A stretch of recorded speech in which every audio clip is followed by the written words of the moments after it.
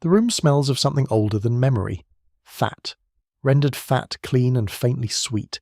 Held in wide, shallow dishes of hammered copper that have been sitting in the same arrangement, on the same shelf for so long that the wood beneath them has taken on a permanent ghost of their shape. Beneath the fat, something floral. Something so concentrated and so present that it stops you at the threshold, the way a hand on the shoulder might stop you, gently, with authority. This is not a kitchen, though it sits just off one. It is not a garden, though almost everything in it came from one. The walls are stone, the ceiling is low. Light comes in through a single window set deep into the thickness of the wall, and the quality of that light is particular to this hour, to this season, to the specific angle of a summer morning that has not yet grown warm. The shadows in here are slow. They do not hurry.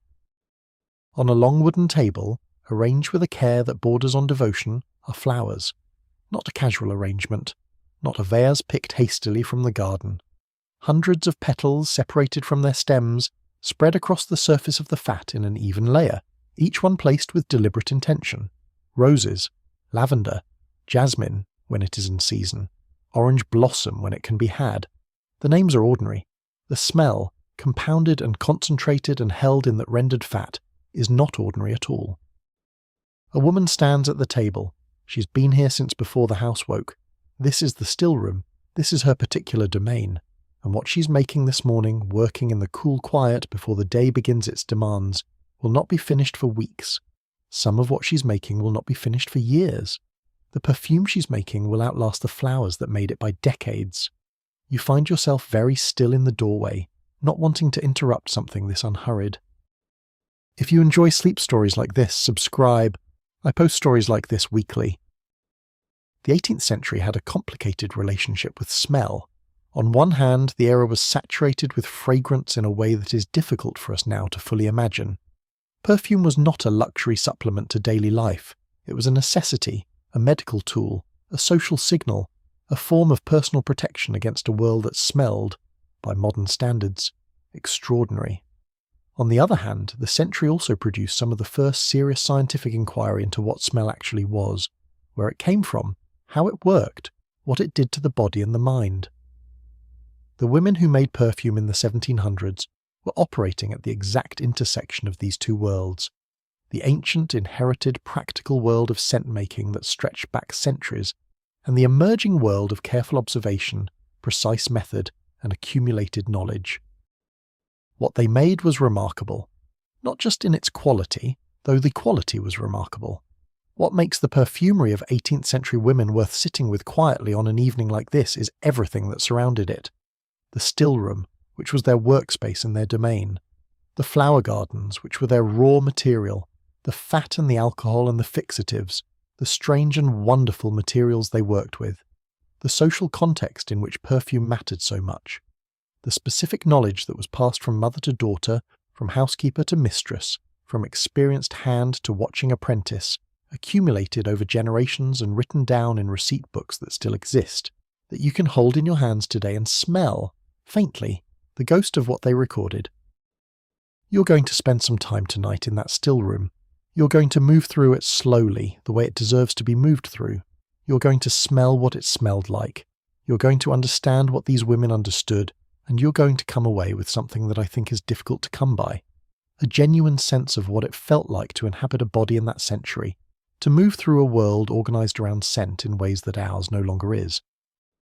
The story of how women in the 1700s made perfume that lasted for years is also a story about patience, about knowledge that takes time to accumulate and time to use, about craft, in the oldest and most serious sense of the word, about the particular relationship between a woman and her household that the 18th century produced, and about what that relationship made possible. It is a story about fat and flowers and roots and bark and the rendered secretions of animals that no longer come near us. It is a story about a room that barely exists anymore, and about the women who spent their best hours in it, working at something that most of the world walked past without quite seeing. Come inside, the door is already open, the morning is already underway. If you're drifting now, let yourself go, subscribe so the next story is waiting when you return. Sleep well. The still room had a smell of its own before anything was made in it. Every room of substance in an 18th century house had its smell, layered and specific and constant. The drawing room smelled of beeswax and whatever flowers were in the arrangement on the central table, and in the evenings the particular warm heaviness of many candles burning together. The kitchen smelled of fire and fat and bread and the sharp mineral note of salt. The linen closet smelled of dried lavender and the faint paper smell of the shelves themselves, a smell that transferred to the linens and that you would carry on your body all day when you wore them.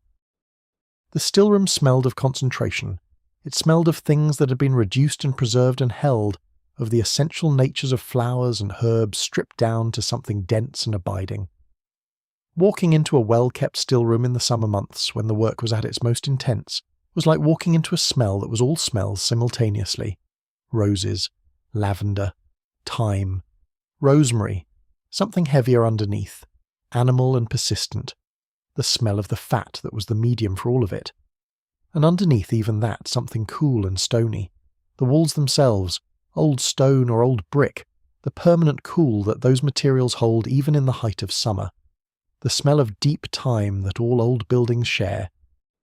This room existed in nearly every substantial household in England and Europe throughout the 1700s, and in the great houses of colonial America as well. The name came from the still, the distillation apparatus that was once the room's defining piece of equipment. By the 18th century, most still rooms no longer contained a working still, or contained only a modest one. But the name persisted, because the room's function persisted. It was where the mistress of the house, or the housekeeper in the very large establishments, worked at the business of making and preserving the things that kept the household running at a level above mere survival. Medicines, in this period, were largely made at home for domestic use. The still room held the dried herbs, the tinctures, the distilled waters, the preparations for headaches and stomach ailments, and the seasonal illnesses that moved through every household. Preserves came from the still room, jams, jellies, pickles, the fruits suspended in sugar syrup that were served as delicacies at table. Beeswax products, the polishes and the salves, were worked here. And perfume, the perfume of the household, the perfume of the people in it, the scented preparations that went on skin and in hair and onto fabric, all of it was made in the still room, by the woman who ran the still room, from knowledge that she had accumulated over years of careful practice. The room itself was practical above all things. Stone floor, easily swept, resistant to spills of oil and alcohol, and the sticky residues of preserved fruits. Thick walls that held a cool temperature through the summer months, which was essential when you were working with fat that could turn rancid in heat. A fireplace, but a modest one, used for gentle simmering rather than the great roaring fires of the kitchen. Shelving along every wall sturdy enough to hold the weight of glass jars and ceramic pots, and the heavy copper vessels that were the primary tools of the work. Those vessels matter. The copper pots and the shallow copper dishes and the brass alembics that appeared in the more fully equipped still rooms were not decorative. Copper conducts heat evenly and gently in a way that iron does not. For the kind of work done in a still room, slow and steady heat was almost always the correct heat. Too much, and you destroyed what you were trying to preserve. The volatile compounds in flowers, the aromatic oils in herbs and roots and bark, the delicate chemical structures that produced the specific smell you were trying to capture. These things required patience and gentleness. The equipment of the still room was designed around those requirements. The woman who worked in the still room typically had a receipt book. This was her most important professional document, more important in some ways than the household accounts. The receipt book, receipt meaning recipe, in the older sense of the word, contained the accumulated knowledge of years of practice, her own experiments and their outcomes, recipes inherited from her mother, who inherited them from hers, recipes traded with friends and neighbours, recipes copied out of the printed household guides that multiplied throughout the 18th century, adapted for local ingredients and local conditions. The receipt book was annotated. Notes in margins. This works better in July than August. This needs a longer maceration time than written. The fat should be harder than you think. These books survive. That is worth taking a moment with. 18th century women's receipt books have survived in archives and private collections in England and America in surprising numbers, and the perfume recipes they contain are functional. Historians and perfumers have tested them. The methods work. The scents they produce are not quite what we make now, but they are recognizable as perfume in every meaningful sense. And reading those handwritten pages, Seeing the annotations and the crossings out and the little notes of personal experience, you feel very close to the women who wrote them. Their knowledge was real, their work was serious, and it lasted. The day in the stillroom began with a survey of what was ready. In high summer, this meant going first to the garden, often before the full heat of the day established itself, and assessing which flowers were at their peak. This was a judgment that required experience. A rose harvested a day too early was a rose that had not yet fully developed its oil. A rose harvested a day too late had already begun to lose it. You learned the signs over years, the exact colour of the opening petals, the particular smell that told you the oil content was at its height, the time of day when the blooms were most concentrated, which was typically in the early morning, before the sun had driven off the volatile compounds that would otherwise float away into the summer air. This knowledge of timing, of the exact right moment in a plant's development and a day's progression, was the foundation of everything that followed. You could have the best technique in the county, and the finest copper vessels and the most carefully rendered fat, and if you harvested your flowers at the wrong time, the perfume you made from them would be lesser. The women who made the best perfume understood this at a cellular level. It was the kind of understanding that cannot be acquired from books. It comes from watching, season after season, and from the accumulated evidence of your own nose. The garden that fed the stillroom was itself a deliberate and considered creation. Not a pleasure garden, though it gave genuine pleasure. A working garden, organised around the requirements of the stillroom and the household. Roses for scent, not the large showy varieties bred for visual impact, but the older roses, the damask roses and the cabbage roses and the alba roses, whose perfume was so concentrated that you could smell a single bloom across a room. Lavender in long borders, harvested twice in a good year. Rosemary in a protected corner where it could grow large. Thyme and mint and lemon balm and the great tribe of herbs that contributed to medicines and cooking and fragrance without sharp distinction between their uses. In the walled kitchen gardens of larger houses, the still garden, for it sometimes had its own name, distinct from the kitchen garden, might also contain more exotic plants. Orange trees in pots that were brought inside in winter, sweet-scented geraniums introduced from South Africa in the early 18th century, whose leaves smelled of rose and nutmeg and lemon depending on variety. The jessamine, which English gardeners had grown since the 16th century, whose white flowers were among the most potent sources of perfume available to anyone who did not have direct access to the trade in exotic materials. This was the world that fed into the stillroom every morning in summer. The woman who ran it moved through the garden with a basket, making her selections with the careful discrimination of someone who has learned to read plants the way a musician learns to read a score. She brought those flowers back to the cool room, and then the real work began. There is something I find genuinely moving about this sequence, taken whole. A woman alone in a cool room in the early morning of a summer's day in 1740 or 1760 or 1785, working with flowers she grew herself from seed and knowledge she accumulated over a lifetime, making something that would last for years. Not in a factory, not as a commodity, as a form of care for herself, for the people around her, for the particular version of beauty and comfort that her household embodied. This is craft in its most personal and complete sense, and the fact that most of us, if we passed her in the street, would not even know what she was doing, would have no framework for the knowledge she carried, is a kind of loss worth noticing, even if we would not for a moment suggest we ought to go back. The method is called enfleurage. The word is French, from the verb for to infuse with flowers, and if you say it slowly it has something of the quality of the process itself, unhurried, soft at the edges, rich in the middle. It was the primary technique of fine perfume making throughout the 18th century, and in some ways it remains the most elegant method ever devised for extracting scent from flowers. It is also the method that most clearly explains why the perfumes these women made lasted not for hours but for years. The principle is simple. The execution requires patience. Fat absorbs fragrance. This fact was known before anyone had the vocabulary to explain it chemically. The lipids in animal fat, or in vegetable fat, though animal fat was generally preferred, will, if exposed to fragrant material over time, take up the volatile aromatic compounds from that material and hold them. The fat becomes saturated with fragrance, and fat, once it has absorbed something, does not easily release it. This is the quality that made enfleurage the technique of choice for the most delicate and most fugitive floral scents. Fugitive is a technical term in perfumery. It refers to scents that dissipate quickly at room temperature, that are present at full intensity for only a brief window and then gone, volatilized into the air, leaving nothing behind. Jasmine is fugitive. So is lily of the valley.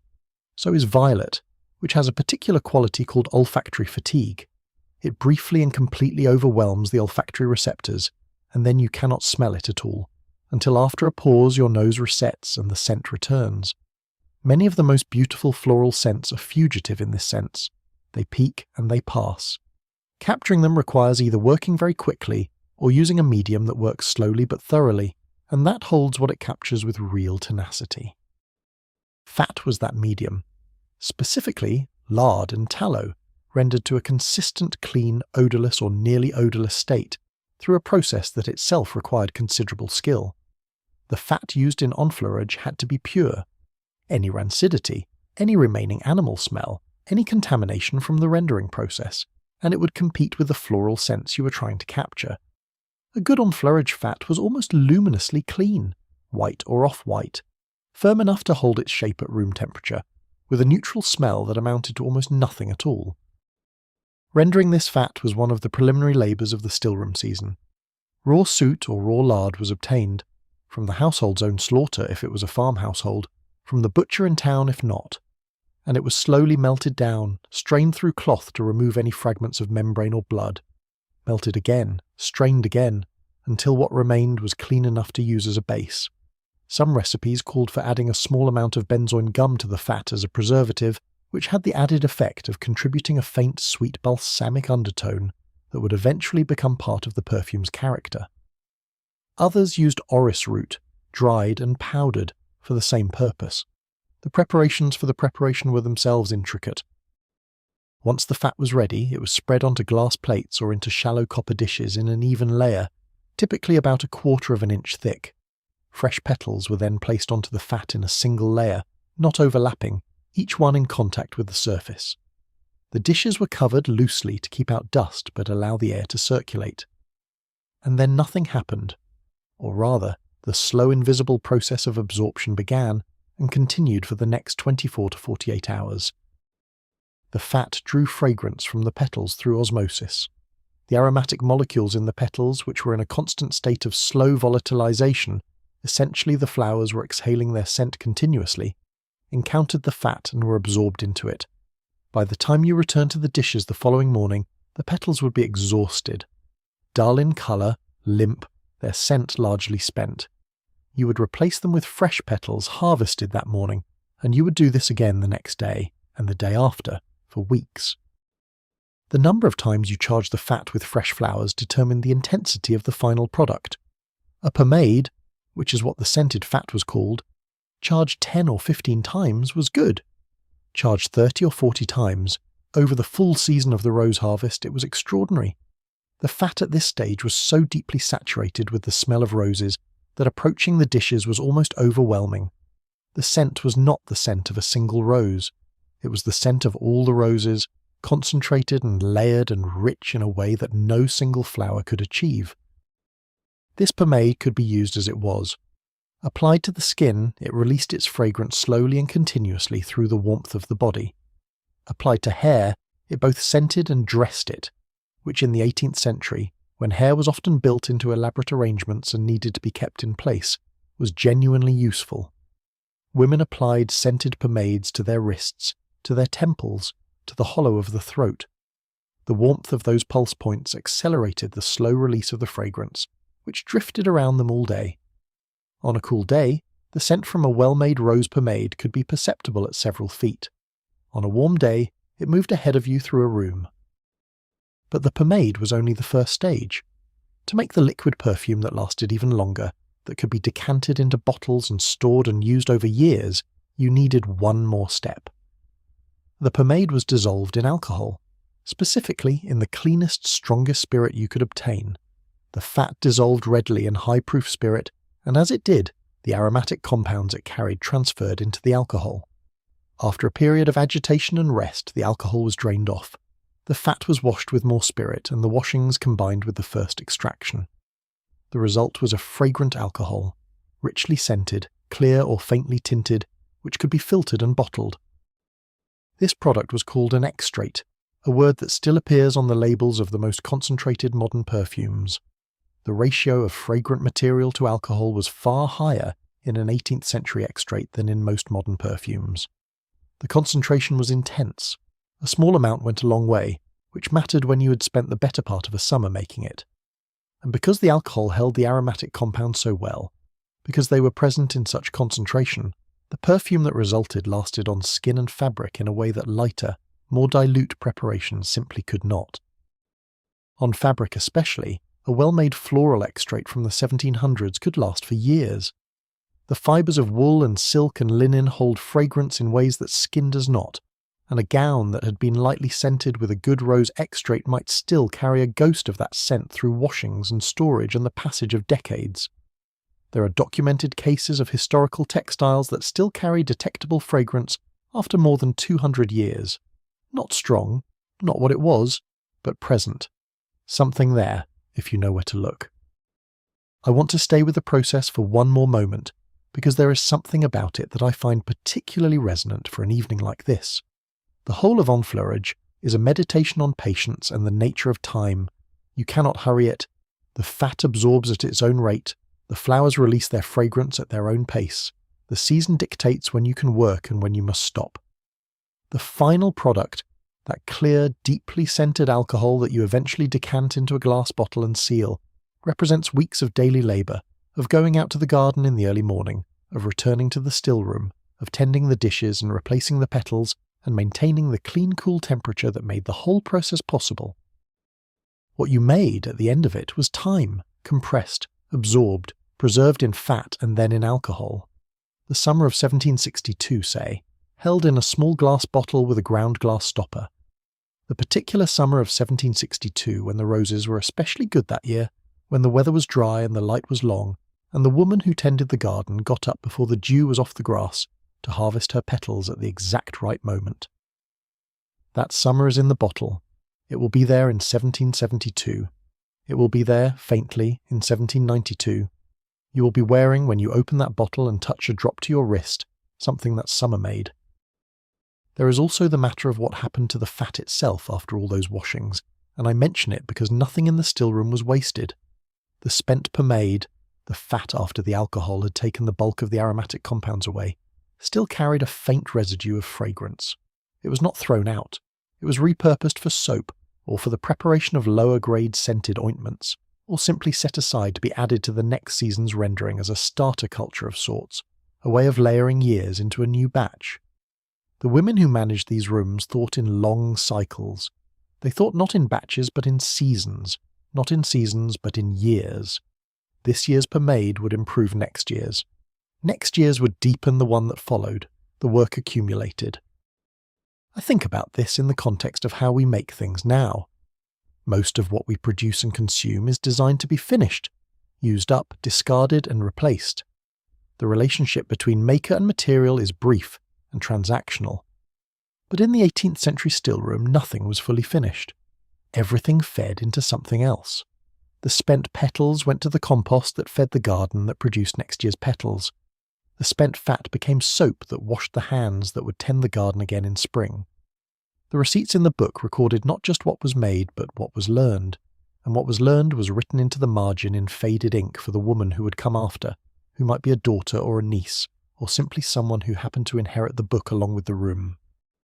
That sense of an ongoing conversation across time is one of the things that draws me back to this world again and again. The women who practiced enfleurage were not making perfume in isolation. They were participating in a tradition that stretched behind them for generations and was intended to stretch forward for generations more. The method itself was old when they learned it. The particular roses they used had been cultivated for scent for centuries before their grandmothers were born. And the fat they rendered came from animals raised in a landscape that had been shaped by agricultural practice going back further than anyone in the 18th century could have traced. Everything connected to everything else in long, unhurried chains. The stillroom was where those chains converged, and the woman working in it was not a solitary maker, she was a link. Some evenings, reading through the surviving receipt books from this period, I pause at the handwritten annotations and try to imagine the room where they were written. a candle on the work table, the dishes of pomade covered and set aside along one wall, the smell of fat and flowers and something cleaner underneath, the alcohol in its stone bottle, the herbs drying in bunches from the rafters, a woman at the table with a quill writing something down that she will not want to forget before next season. Something she noticed this year that was different from last year, something that worked better than expected. A small, precise observation offered forward into time to whoever would come to this room after her and open this book and need to know. Outside, it is dark. The garden is silent. The roses that gave everything they had to the fat on those glass dishes have been dead for months. But here in the bottle is what they were.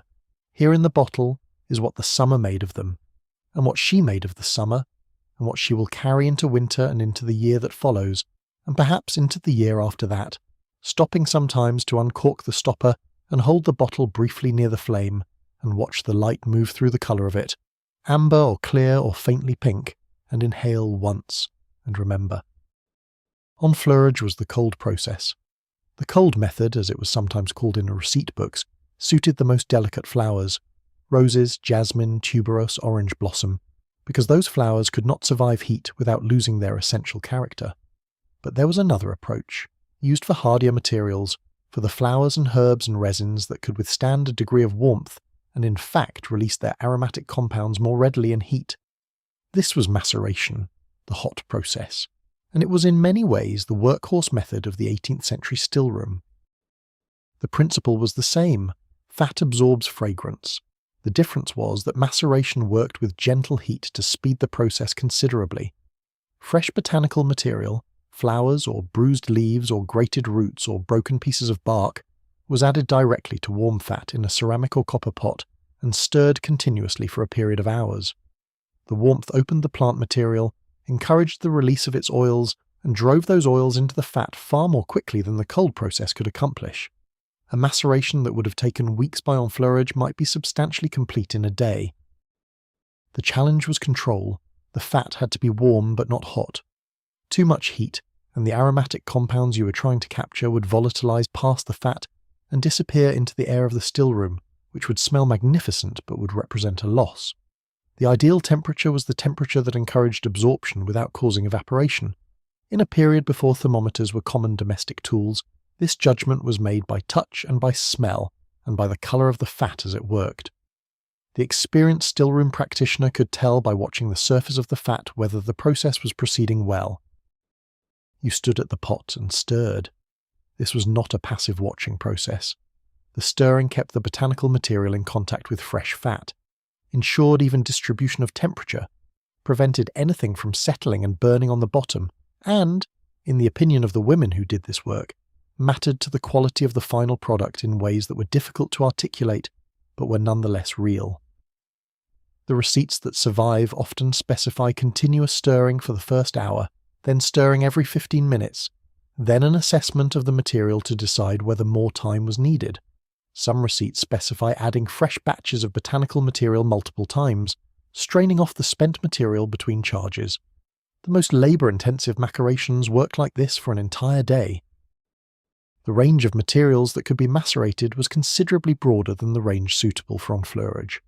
Because maceration worked through heat and was complete in a day rather than weeks, you could use materials that would have rotted during a long cold enfleurage, fresh herbs whose aromatic quality was at its peak when cut.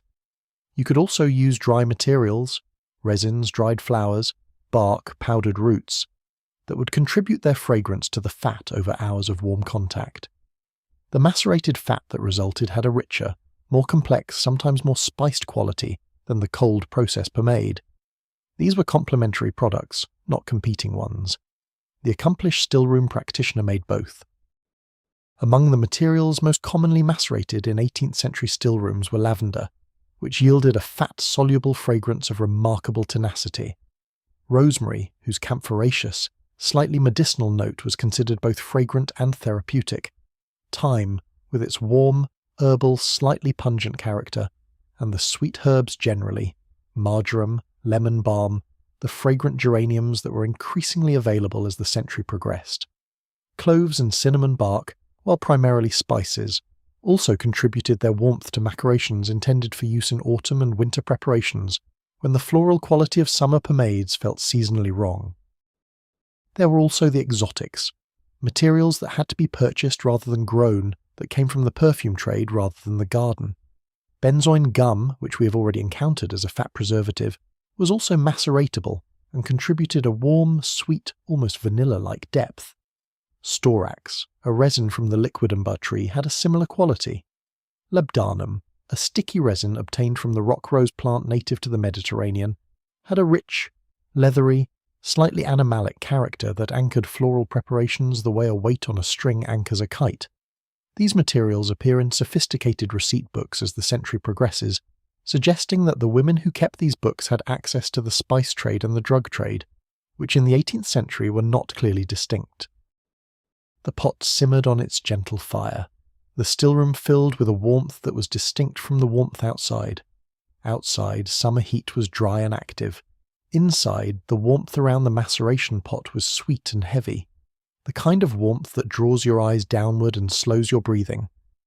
Women who worked in stillrooms for extended periods often described a quality of calm that came over them during these long stirring sessions. It is not difficult to understand why.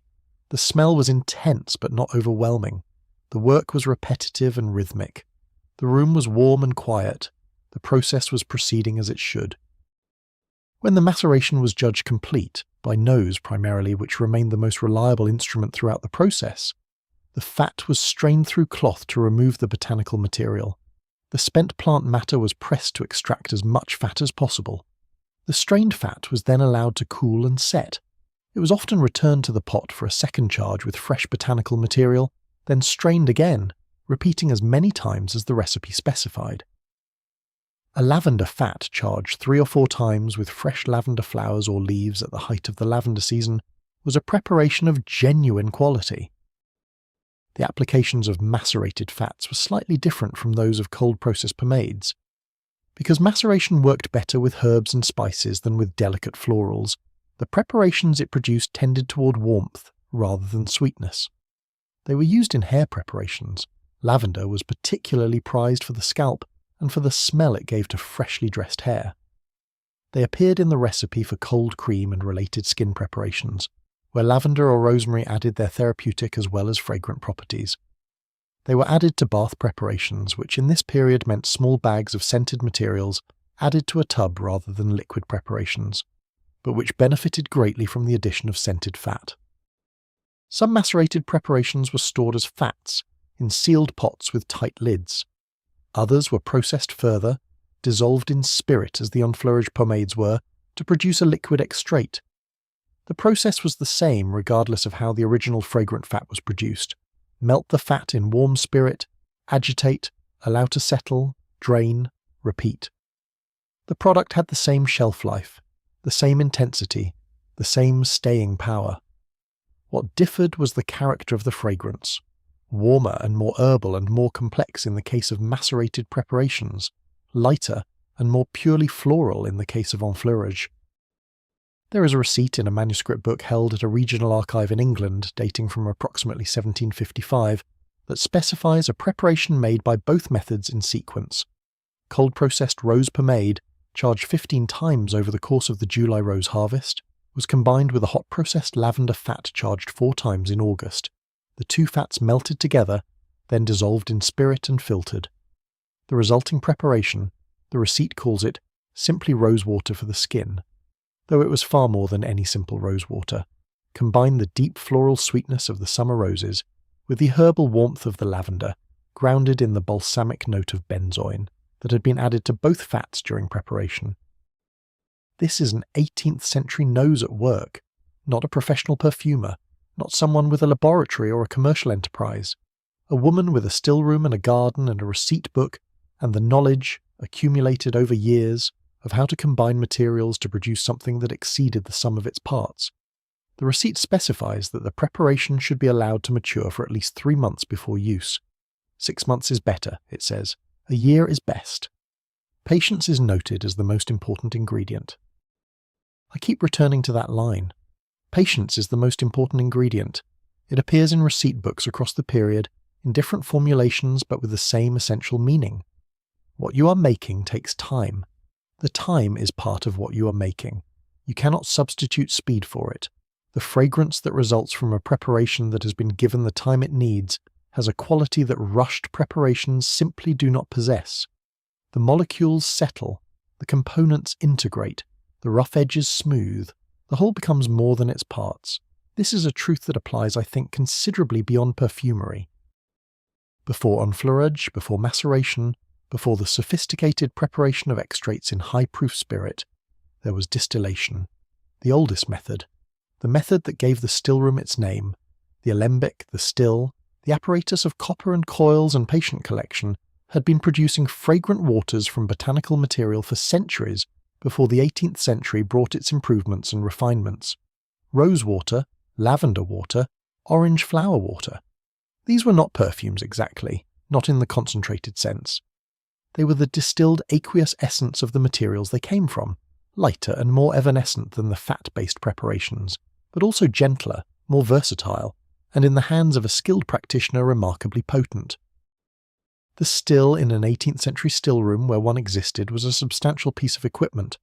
A large gourd-shaped vessel called the cucurbit, made of copper or glass, held the botanical material and the water. A dome-shaped cap called the helm or alembic head fitted over the top collecting the steam. From the alembic head, a long curved pipe called the worm descended through a barrel of cold water, where the steam condensed and emerged as liquid at the lower end, dripping into a collecting vessel. The whole apparatus required a heat source, a small coal fire typically, built specifically to produce the steady low heat needed for distillation, and a constant supply of cold water in the cooling barrel. Operating a still was a skill.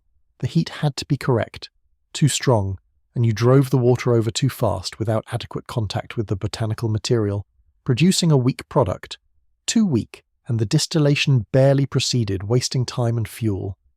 The correct heat produced a slow, steady drip from the end of the worm. You could see it working. You could hear it. A faint crystalline percussion, one drop at a time, falling into the collecting jar. This was the sound of the stillroom in operation, and women who wrote about the work often mentioned it. A quiet, patient, metronomic sound.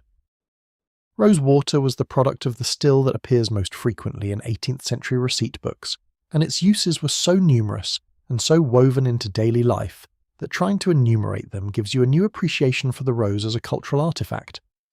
Rose water was used in cooking, in the almond biscuits and the sweet creams and the syllabubs that appeared on Georgian tables, where its faint, cool floral note lifted the richness of cream and sugar. It was used in medicine, as a wash for inflamed eyes, as a cooling application for fever, as a component in preparations for the skin. It was used in personal hygiene, applied to the face after washing, splashed on the wrists, used to rinse hair. It was used as a room fragrance, sprinkled on floors before sweeping, sprinkled on linens before ironing. The rose water made in a good stillroom was not the same as the commercial rose water available today, which is often a weak, inexpensive product with little real connection to actual roses. A home-distilled rose water from the height of the July rose harvest, made from roses grown specifically for their fragrance, distilled in a well-maintained still at the correct temperature, was a preparation of genuine quality. Clear as glass, slightly oily in texture, the essential oil of the rose distributed throughout the water, with a smell that was cool and deep and unmistakably rosy, in a way that could not be confused with anything synthetic. The essential oil itself, true attar of roses, the oil that separated out and floated on the surface of the distilled water, was in the 18th century an extraordinarily valuable material. It was possible to produce it at home from a sufficiently large rose harvest with a sufficiently capable still, but the quantities were tiny. An acre of rose bushes, harvested at their peak and distilled within hours of picking, might yield a few ounces of oil. In the great rose-growing regions of Europe, Bulgaria, Turkey, parts of France, industrial-scale production had been established by the mid-18th century, and the oil these regions produced flowed into the European perfume trade. What a skilled English or American stillroom practitioner could produce at home was nothing like that scale, but for home use, a small vial added to a pomade to enhance its rose note, a few drops added to a preparation to intensify the floral character, it was sufficient and it was real. Lavender water was the other great product of the English still. England's lavender, specifically the Old English lavender that grew in cottage gardens and estate gardens throughout the southern counties, was by the 18th century considered among the finest in the world. London lavender water, produced from English lavender by the distillers and perfumers who operated in the city, was exported across Europe. The grass perfumers who dominated the continental trade acknowledged the quality of English lavender even as they competed with it. And in domestic stillrooms throughout England, women produced their own lavender water from their own lavender, in stills that had been in the household for generations. The smell of good English lavender water is one of the great olfactory constants of the period. It appears in descriptions of Georgian drawing rooms and bedchambers and linen cupboards, with such regularity that you begin to understand it not as one smell among many, but as a kind of ambient condition of the era, the way the smell of coffee has become ambient to certain modern contexts. Fresh linens smelled of lavender water, applied by the iron. Hair smelled of lavender water when it was dressed for the day. The hands of women who worked in gardens smelled of it from the plants themselves. In a chest of drawers, bundles of dried lavender were placed alongside the folded clothes. The smell was everywhere, because the plant was everywhere, because the value placed on its fragrance was real and consistent and culturally deep. Orange flower water arrived in European stillrooms somewhat later than rose water and lavender water, carried in on the expansion of trade that brought the sweet orange tree north from the Mediterranean in the 16th and 17th centuries. By the 18th century, orange flower water was a standard ingredient in sophisticated receipt books, particularly for cooking preparations. Georgian receipts for almond cream and for certain biscuits specify it alongside rose water as a flavouring. For perfumery, orange flower water was used in lighter, fresher preparations, combined with lavender water and sometimes with a small amount of good spirit to produce toilet waters of a clean, bright, summery character. The violet was the flower that most defied the still. Violet's fragrance, which is one of the most complex and most cherished in all of perfumery, contains compounds called ionones that do not survive distillation. You cannot distill the smell of violets. The water you would collect from a still charged with violet flowers would smell of almost nothing. This was understood empirically by 18th century practitioners, who developed instead a cold maceration of violet flowers in fat, or in some cases a direct infusion of violet flowers in a fixed oil, as the only way to capture the fragrance at all. The violet then as now demanded its own approach, its own patience. The distillation season had its own rhythm within the larger rhythm of the stillroom year. The still was brought out and put in order in late spring as the first flowering materials became ready. Rose water came first, in June and July. Lavender water followed in July and August. Then came the autumn preparations, the distillation of rosemary and thyme, and the herb waters that were primarily medicinal in purpose, but fragrant as a side effect. Then the still was cleaned and stored, its copper polished, its seals and joints examined and repaired as needed to wait for the following spring. The women who maintained these stills across decades accumulated a practical knowledge of metallurgy and chemistry that they had no formal framework to describe, but that was no less real for being untheorized. They knew that the copper worm had to be kept scrupulously clean, or the products would take on a metallic note. They knew that the joints and seals had to be tight, or fragrant steam would be lost. They knew that different materials required different temperatures and different rates of distillation. They knew, in the accumulated empirical sense of knowing that comes from years of practice, the equipment they worked with as well as any laboratory chemist knew theirs. There is an account in a late 18th century household memoir written by a woman looking back on her mother's practice that describes the process of watching the still work. The writer was perhaps 8 or 9 years old when the scene she's describing occurred. She sat on a stool in the corner of the stillroom and watched her mother tend the fire and monitor the worm, and collect the clear liquid that emerged from the copper coil. The mother explained what was happening as she worked, the steam, the cooling, the concentration of the plant's essence into the water, and the child watched and listened. The smell was extraordinary, the writer recalls, like a garden distilled into something the air itself could hold. She could still smell it, writing decades later. The memory was fully present. That is what a good still produced, something the air itself could hold. The fragrant water was different from the fragrant fat in every external quality. Thinner, lighter, more transient when worn on skin, but in this one quality it was the same. It was the garden, held in a form that could be used across seasons, across years, across the weeks and months when no flower was in bloom. You opened the bottle in December, and July came out. There is a particular magic in that. The 18th century understood it completely. The most puzzling ingredient in 18th century perfumery is also in some ways the most important. It is called the fixative. And to understand what a fixative does, you first have to understand the problem it solves, which is the problem of time. A floral scent on its own evaporates. This is not a flaw in the flower, it is the flower's mechanism. The rose produces its aromatic compounds specifically to attract pollinators, which means the aromatic compounds need to be airborne, which means they need to evaporate. The same quality that makes a rose smell beautiful from across the garden, its volatility, its willingness to disperse into the air, is the quality that makes it a difficult subject for perfumery. You want the smell to stay. The chemistry of the smell is determined to go. Fixatives are materials with a fundamentally different relationship to volatility.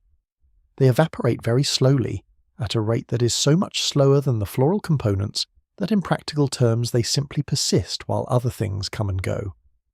But fixatives are not merely anchors, inert materials that slow the evaporation of other things without contributing their own character. The great fixatives of 18th century perfumery, ambergris, civet, musk, and the botanical orris root, all have powerful and distinctive smells of their own. They are actors in the composition, not stagehands. What they contribute is not just duration, but depth, a quality of warmth and animalic richness that changes the character of whatever they are added to. Ambergris is the material that most completely defies modern expectation. It is a secretion produced in the intestines of sperm whales, where it forms around indigestible matter, primarily the beaks of squid, as a protective response.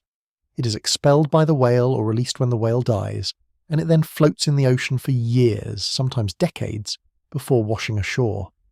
During that time, it undergoes a slow transformation through the action of salt water, sunlight, and oxidation.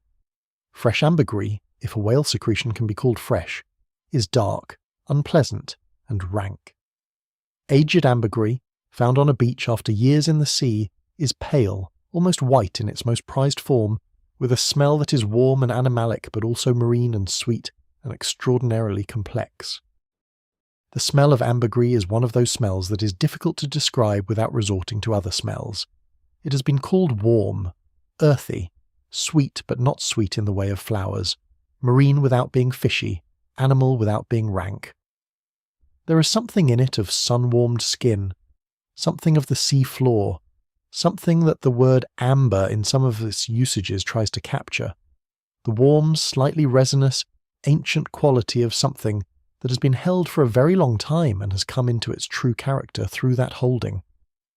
The 18th century valued ambergris above almost every other perfumery material, and the price it commanded reflected that valuation. A good piece of ambergris found on a beach was a small fortune. Used in a perfume composition, ambergris contributed two things. First, its own smell, which enriched and deepened whatever it was added to, adding warmth and a quality that contemporary perfumers described as roundness, a full, smooth, deep quality that lifted sharper or thinner preparations into something more complete. Second, its fixative function. The ambergris extended the life of the volatile components it was combined with, slowing their evaporation in a way that could be measured in hours or days. A preparation made without ambergris might last a few hours on skin. The same preparation with a small addition of ambergris might last all day. With more, it might last into the following day.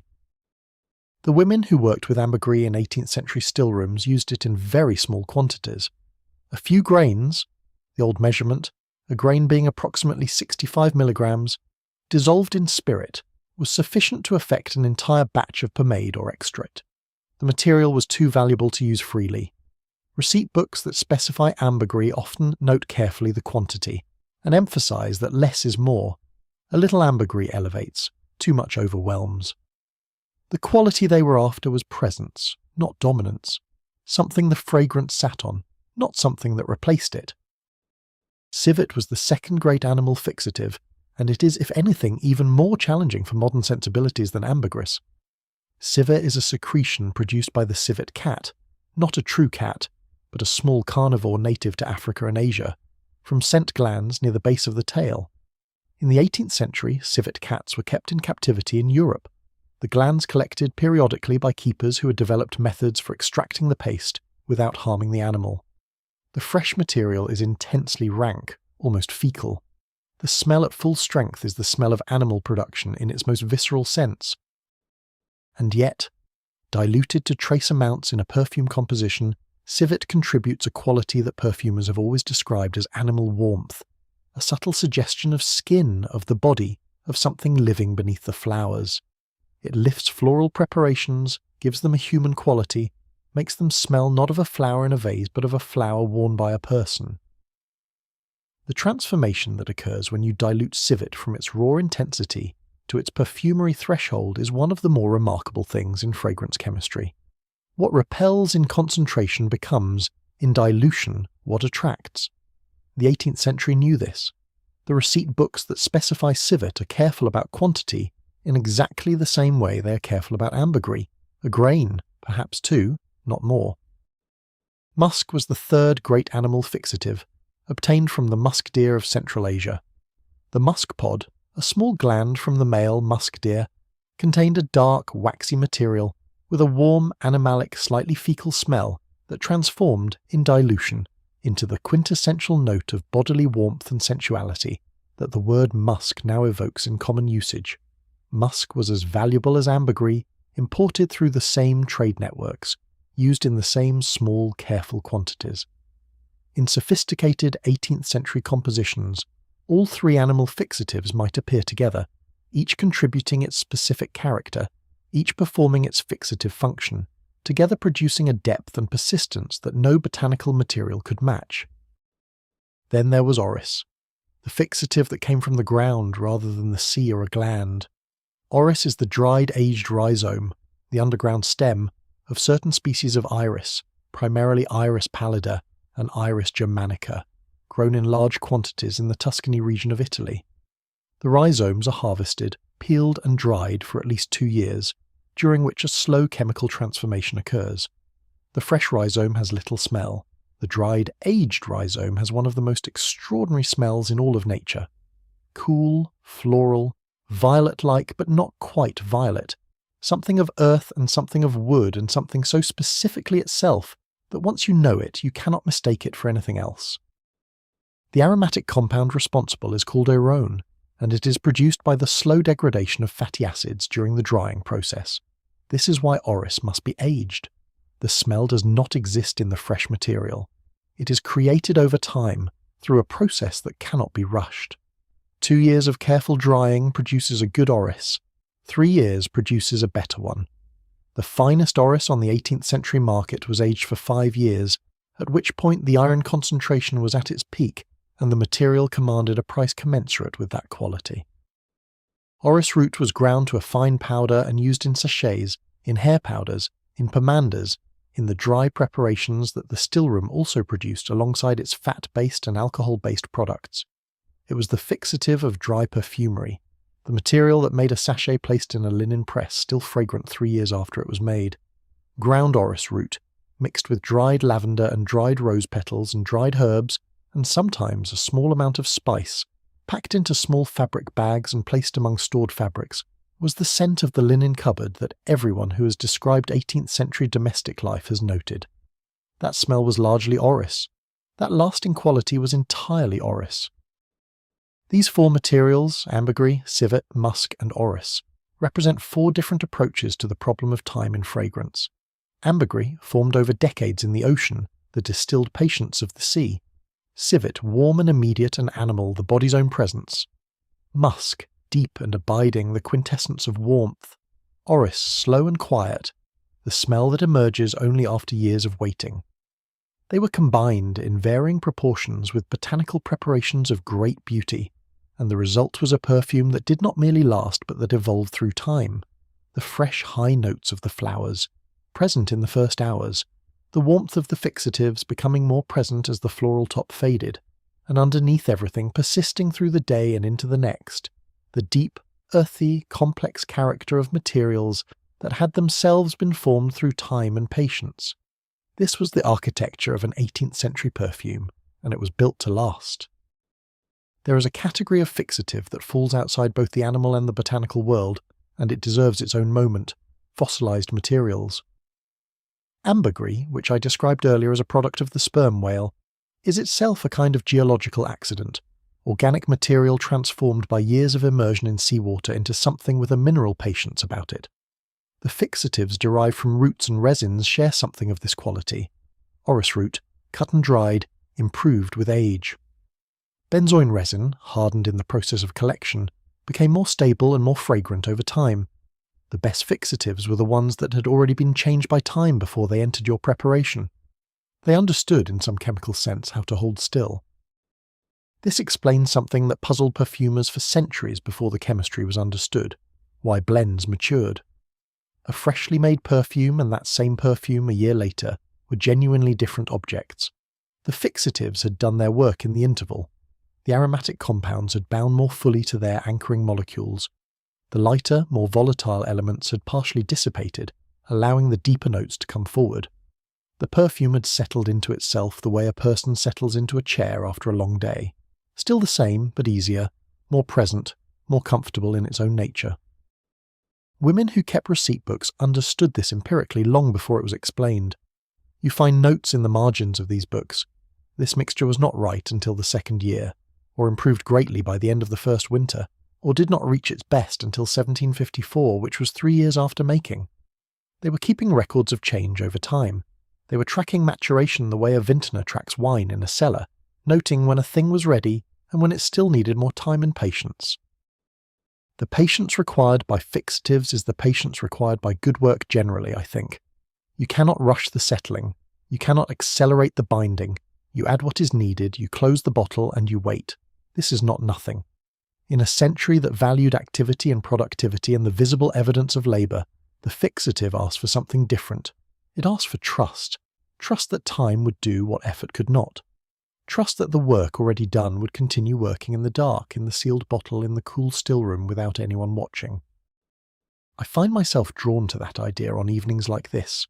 The work that continues without you. The slow binding that happens in the absence of intervention. There are things in a life, relationships, ideas, skills, griefs, that need exactly this. Not more effort, not more attention, but time in the dark. Time to settle. Time for the volatile elements to dissipate and the deep notes to come forward. The fixative is a useful metaphor for this. It does not change the fragrance. It holds it long enough for it to become what it was always going to be. Her receipt book was not a published volume. It was not a printed guide to household management. It was a manuscript written in her own hand and the hands of those who had preceded her, and it lived in the still room on a specific shelf, in a specific spot where it had lived for as long as anyone in the household could remember. It was thick with use. The binding had been repaired at least twice. The pages were stained in the characteristic ways of a working document. A smear of wax here, a brownish ghost of spilled tincture there, an impression of dried plant material pressed between pages at some point and long since removed but leaving its faint outline behind. This book was one of the more important documents in the household. Not everyone would have recognized it as such. It did not look important in the way that legal documents or estate papers looked important. It had no seal, no official hand, no careful preservation. It looked used because it was used.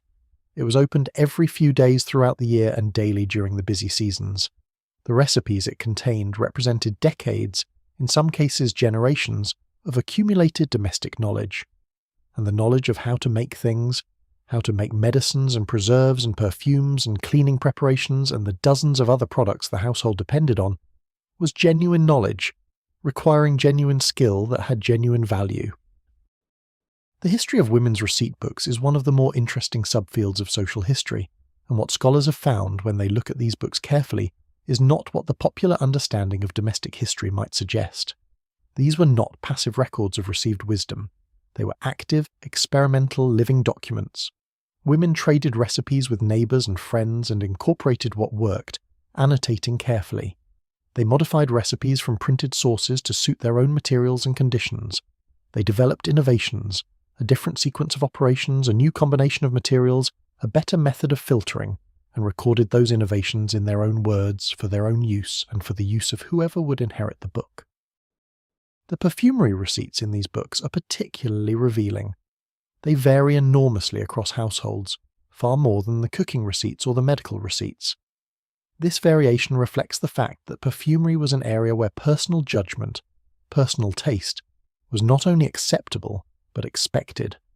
The medical receipts tended towards standardization. A preparation for headache was a preparation for headache, and you made it correctly or not. The perfumery receipts were conversations with personal preference. This woman preferred a heavier rose, more fixed, more warm. That woman preferred a lighter preparation, more floral, more transparent. Their receipt books record these preferences as adjustments to base formulas, and reading them across a collection is like reading a collection of personal profiles. Some of the most sophisticated perfumery receipts in manuscript sources from the 18th century come from women who clearly had access to the commercial perfume trade and were adapting its techniques for domestic use. The professional perfumers of Grasse and London were not keeping their methods secret in any absolute sense.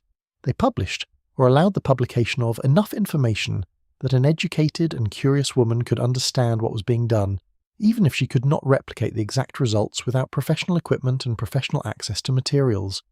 The domestic practitioner adapted, substituted, approximated, and sometimes, when she had particularly fine source materials and particularly skilled technique, she produced results that the professional product could not surpass. The receipt books also record failure. This is one of the things that makes them so valuable as historical documents. An official guide to household management does not record failure. It presents the ideal. A receipt book records the working reality, which includes experiments that did not succeed, preparations that went wrong, materials that were not what they were supposed to be.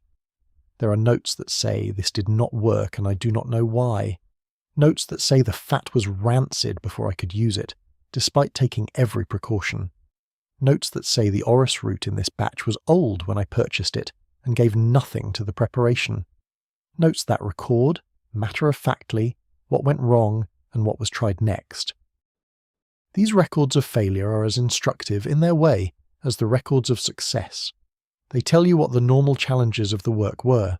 They tell you what the women who did this work valued, what outcome they were trying to achieve, what benchmark they were measuring against. A note that says the preparation lacked persistence suggests that the writer knew precisely what good persistence in a preparation felt like, and could tell when she had achieved it and when she had not. This is the knowledge of a practitioner, not a dilettante. The transmission of this knowledge was largely oral and observational before it was written. A woman learned to work in the stillroom by watching and doing alongside someone who already knew, her mother typically, or a senior household servant, or a relative who ran a particularly fine establishment.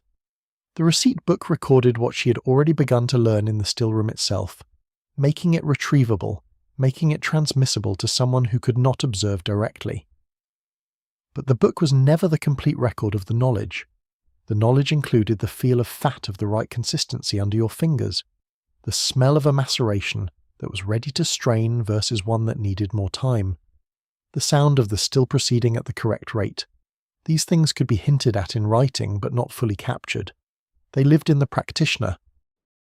This is why the receipt book was always understood as an accompaniment to practice, never a substitute for it.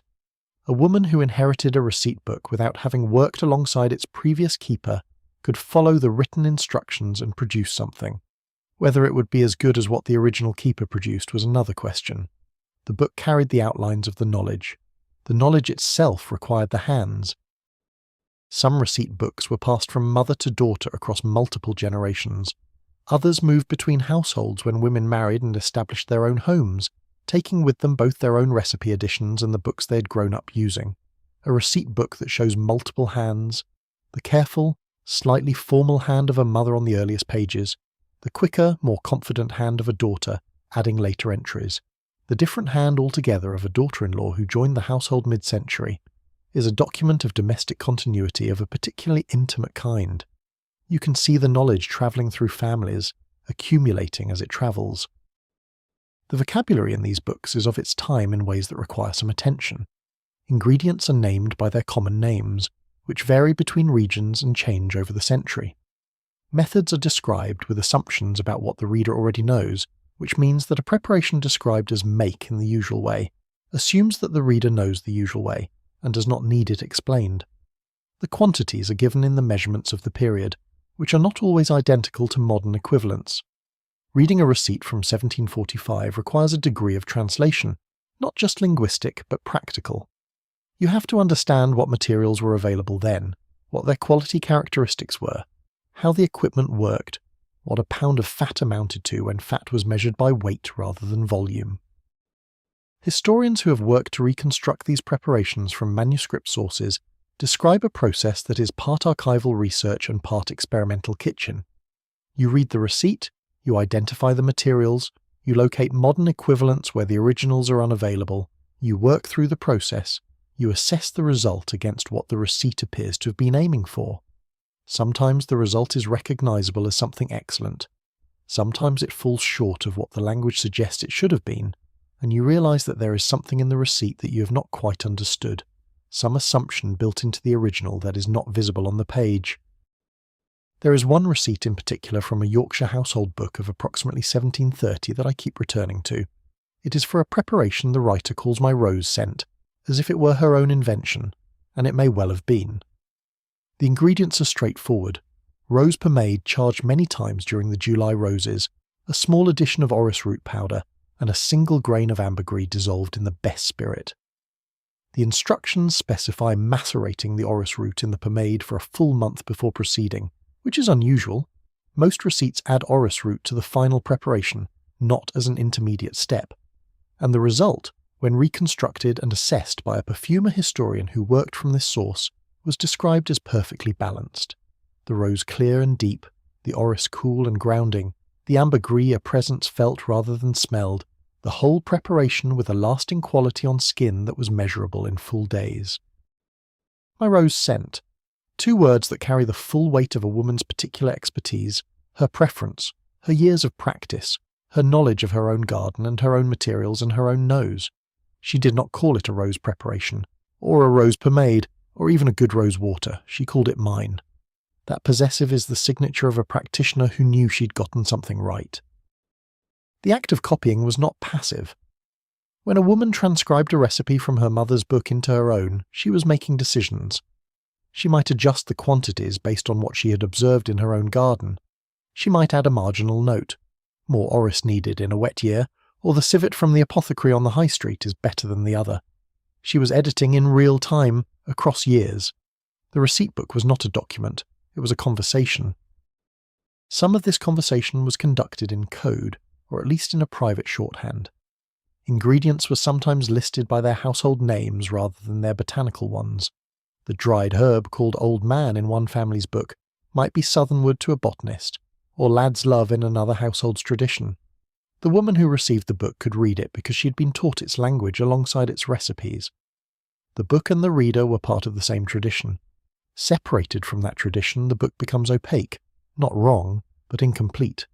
You need the woman who wrote it to understand what she meant.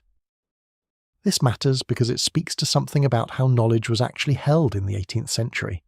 It was not held in books, not really. Books recorded its outlines. The knowledge itself lived in people, in hands and noses and the accumulated sensory memory of years of practice. You could write down the steps of enfleurage, but you could not write down the moment when you lifted a petal and felt that it was ready. You could record the quantities of fixative, but you could not record the smell of a blend that had been aged long enough. The quality of depth and roundness that distinguished a finished perfume from one that still needed time, that could only be taught in person, demonstrated, corrected, learned through mistake and repetition, and the slow development of a reliable instinct. The receipt book was the skeleton. The woman was the body.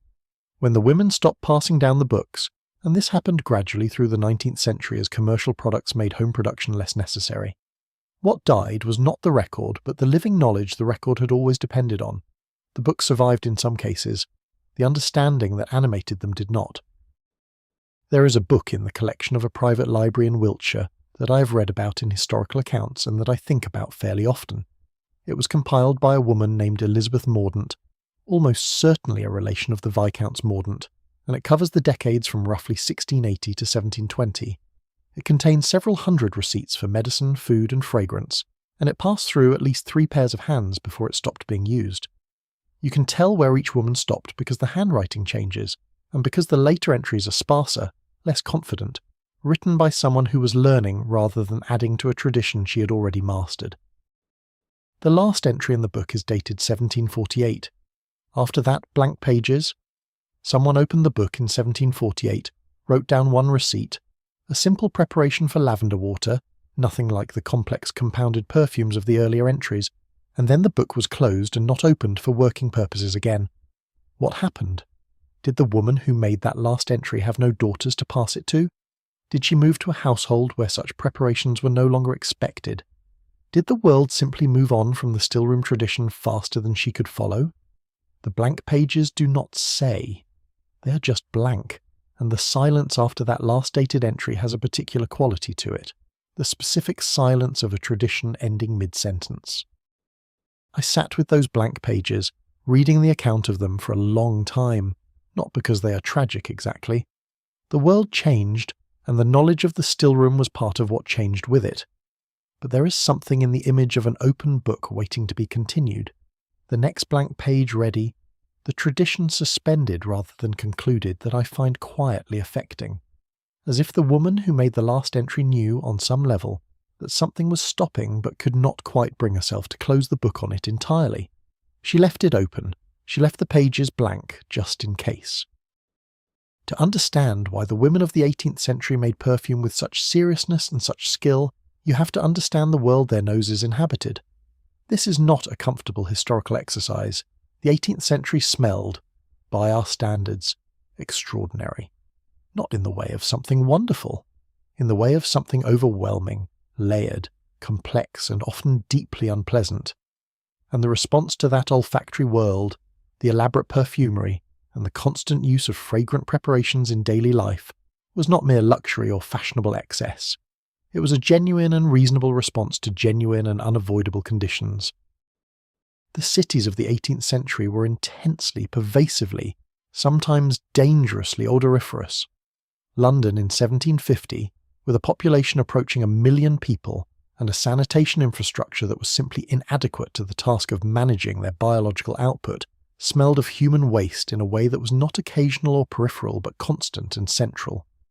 The Thames, into which the city's sewage largely drained, was in the warmer months something that contemporary accounts describe with remarkable directness. A vast open sewer at the heart of a great capital, its smell perceptible at distances that make modern urban experience difficult to translate. Street smells were layered and varied and unrelenting. Animal manure, from the horses and cattle and pigs that moved through urban streets as a matter of course. The smell of slaughterhouses and tanneries, whose industrial processes produced odours of considerable force. The smell of coal fires from tens of thousands of domestic hearths, producing a permanent overcast of smoke that the city wore like a garment. The smell of the trades, the fishmonger, the tallow chandler whose candles smelled of rendered fat, the soap boiler, the printer with his inks. City air was a dense and complicated substance, and breathing it required, in the view of the period, a degree of protective fortification. This is where the medical dimension of fragrance becomes significant. The dominant medical theory of the 18th century, inherited from ancient medicine, and still largely intact though increasingly questioned by the century's end, held that disease was carried in bad air. The miasma theory, the idea that the smell of corruption, of decay, of effluvia rising from stagnant water or rotting organic matter was itself pathogenic, was not merely a folk belief. It was the considered opinion of educated physicians. Doctors carried pomanders, small perforated metal balls filled with fragrant substances, to protect them from the malodorous air of sick rooms. Streetwalkers in plague conditions were advised to carry nosegays of aromatic herbs. The correct olfactory environment was not just pleasant, it was understood as protective. This context transforms the entire enterprise of the stillroom. The lavender water and the rose water and the scented pomades that these women made were not merely cosmetic preparations for women who wished to smell nice. They were household necessities that served a genuine protective function, as it was understood at the time. Scenting the linen was not an aesthetic choice, it was a practical measure against the miasmas that might otherwise settle in the fabric. Scenting the skin was not vanity, it was armour. The elaborate personal fragrance of the 18th century had its roots in something deeper than fashion. The understanding of smell within the body was also more elaborate in this period than we might assume. 18th century medicine recognised that smell affected the nervous system directly, that certain fragrances had calming properties, others stimulating ones, and that the application of fragrant preparations to the skin or the inhalation of fragrant air had measurable effects on the patient's condition. Lavender was prescribed for nervous disorders. Rosemary was considered stimulating and was recommended for people who needed to maintain mental alertness. Valerian, whose smell is challenging, was used for its sedative properties even while people complained about having to be near it. The pharmacopoeia of the 18th century was largely an olfactory pharmacopoeia. Against this background, the woman in the stillroom was not a housewife engaged in a secondary domestic occupation. She was the household's primary medical practitioner, its pharmacist, its cosmetic preparator, and its guardian against the olfactory dangers of the world. The medicines she made in the stillroom, the tinctures and distilled waters and herbal preparations, had the same epistemological status as the perfume she made. They were serious preparations made by a trained practitioner from established formulas modified by personal experience for the genuine welfare of the household. The perfumes were not separate from this. They were part of the same practice. The personal smell of an 18th century person of means was therefore a managed thing, in a way that modern personal hygiene only partially captures. Modern hygiene is primarily about the removal of smell, bathing, which removes the products of the body's biological processes and the skin's natural oils. 18th century personal fragrance management was more complex than this. Bathing as we practice it, daily immersion in water, was not the norm, and the complete removal of the body's natural oils was not the goal. Instead, the body was managed, its natural smell mitigated and modified and supplemented by fragrant preparations applied over it. This required knowing what the body's natural smell was doing, seasonally and situationally, and what the best preparations were for working with it rather than against it. A woman who made her own pomades and waters knew, from years of wearing them, how they interacted with her particular skin chemistry. She knew which preparations worked better in summer heat and which suited the cool of winter. She knew how long a given preparation would last before requiring renewal. This was personal knowledge of a very specific kind, the knowledge of one's own smell as a variable to be managed rather than eliminated. There is a letter from a woman in Bath, written in the summer of 1762 to her sister in the country, that I find remarkable for its casualness on this subject.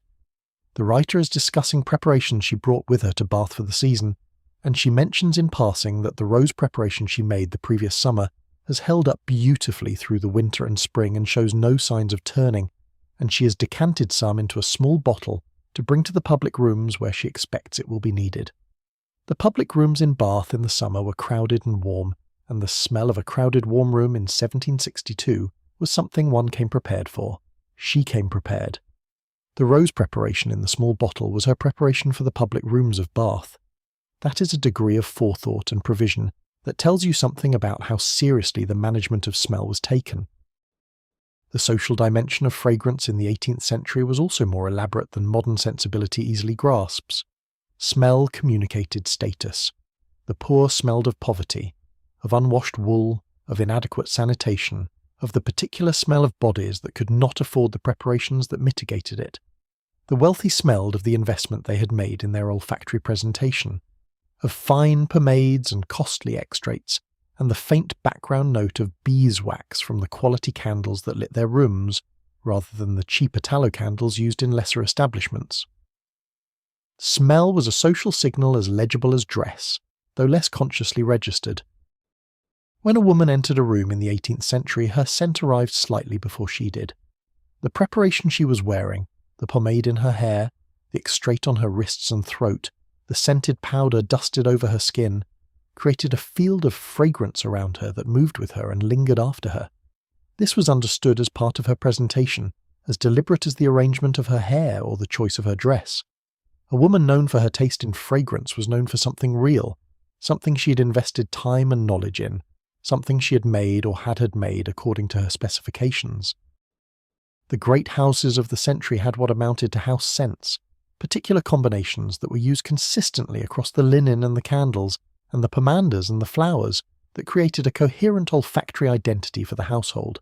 Walking into such a house, you knew where you were before you fully registered your surroundings. The smell announced the place. This was not accidental. The mistress of the house made these decisions and maintained this consistency through the work of the still room. The olfactory identity of the household was her creation and her maintenance.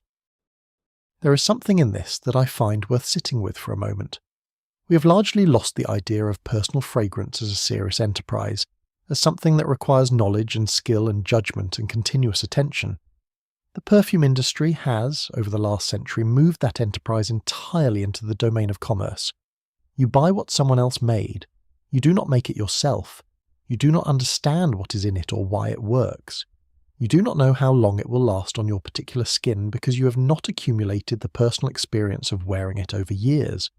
The intimacy between maker and material that the receipt book represents, the lifetime of practice, the accumulated knowledge, the specific judgment that can say this needs more time, is almost entirely absent from our relationship to fragrance now.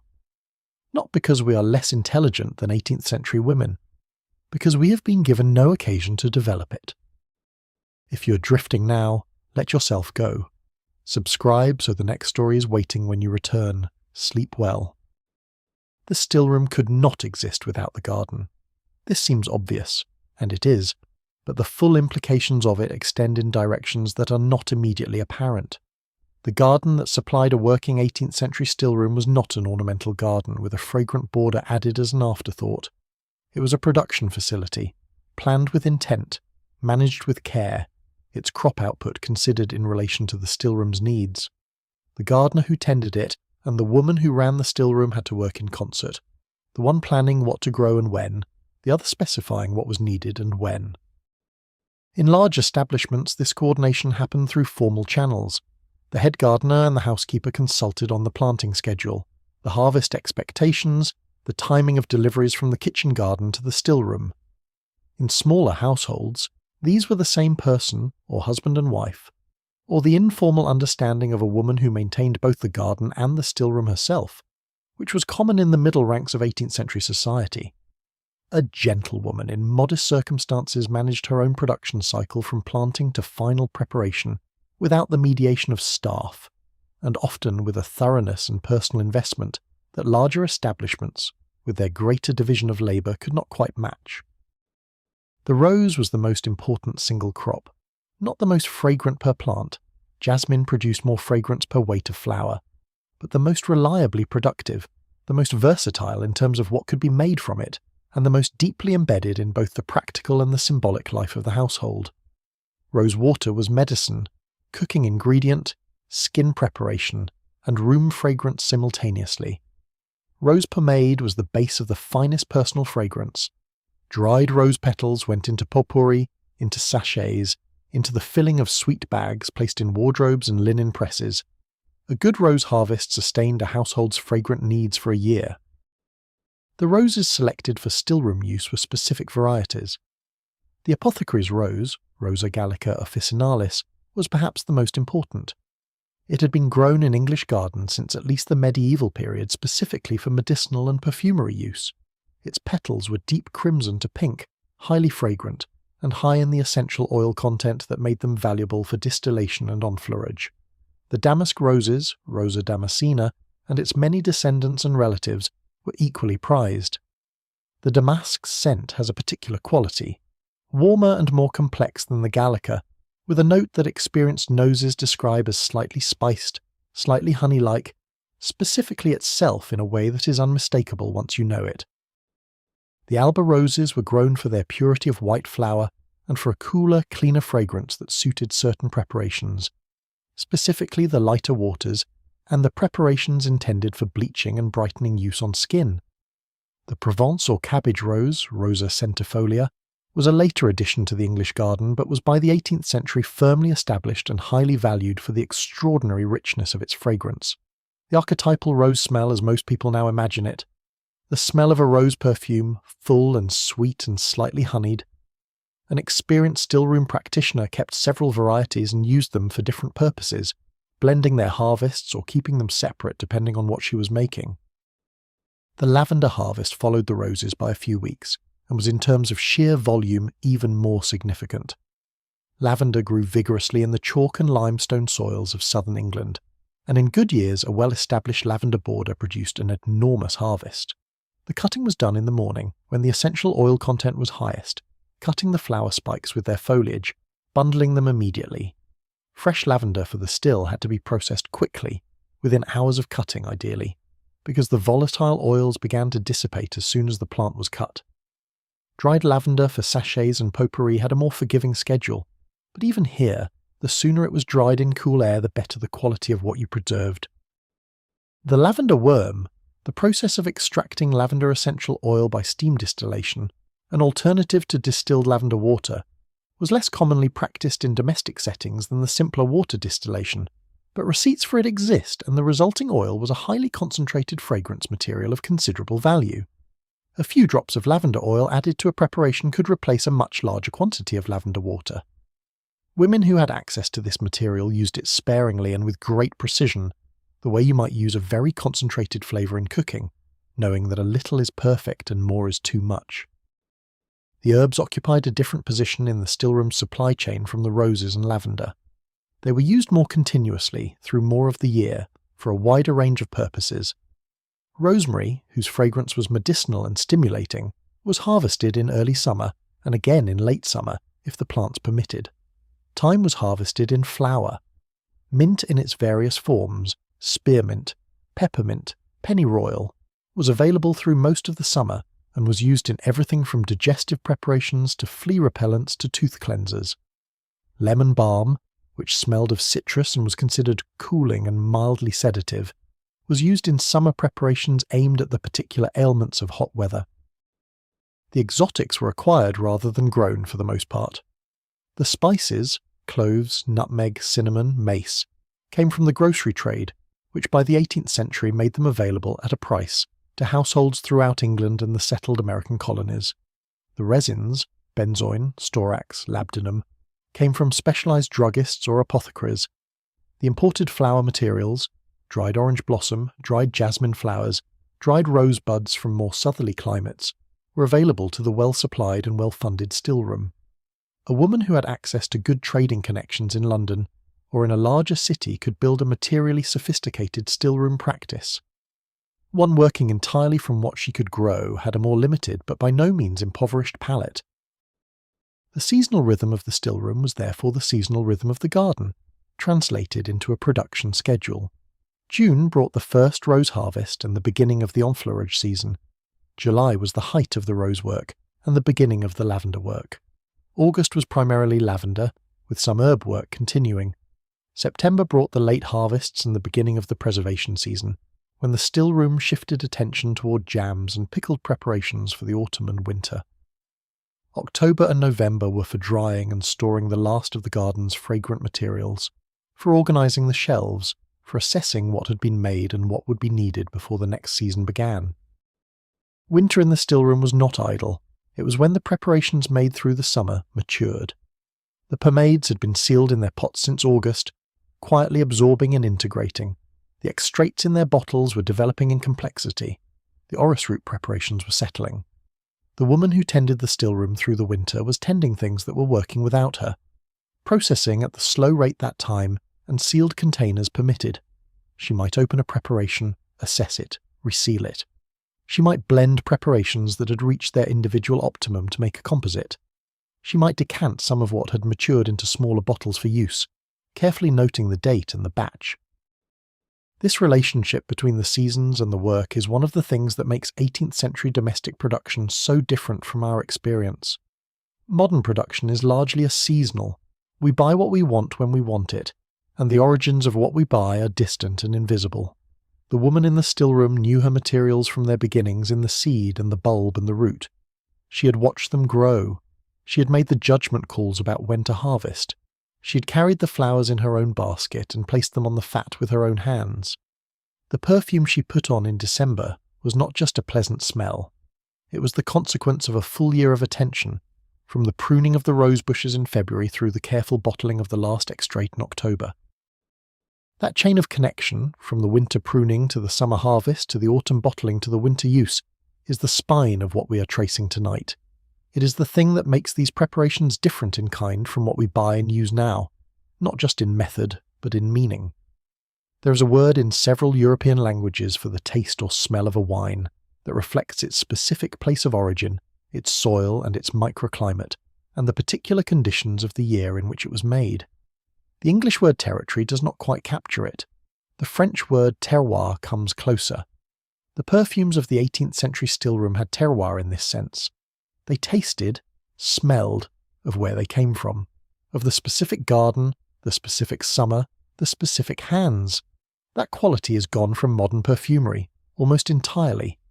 And what that loss means, what we lose when we lose the link between the maker and the made, is worth thinking about on a quiet night.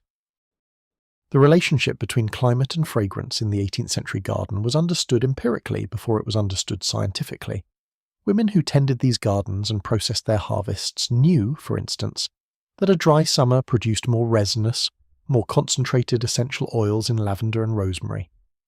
They knew that roses picked in the morning of a warm day, after a cool night, carried more fragrance per petal than roses picked in the afternoon heat. They knew that a garden in a sheltered southern aspect, protected from wind, allowed the volatile aromatic compounds in the plants to accumulate rather than disperse. They did not have the vocabulary of chemistry to explain what they knew, but they knew it.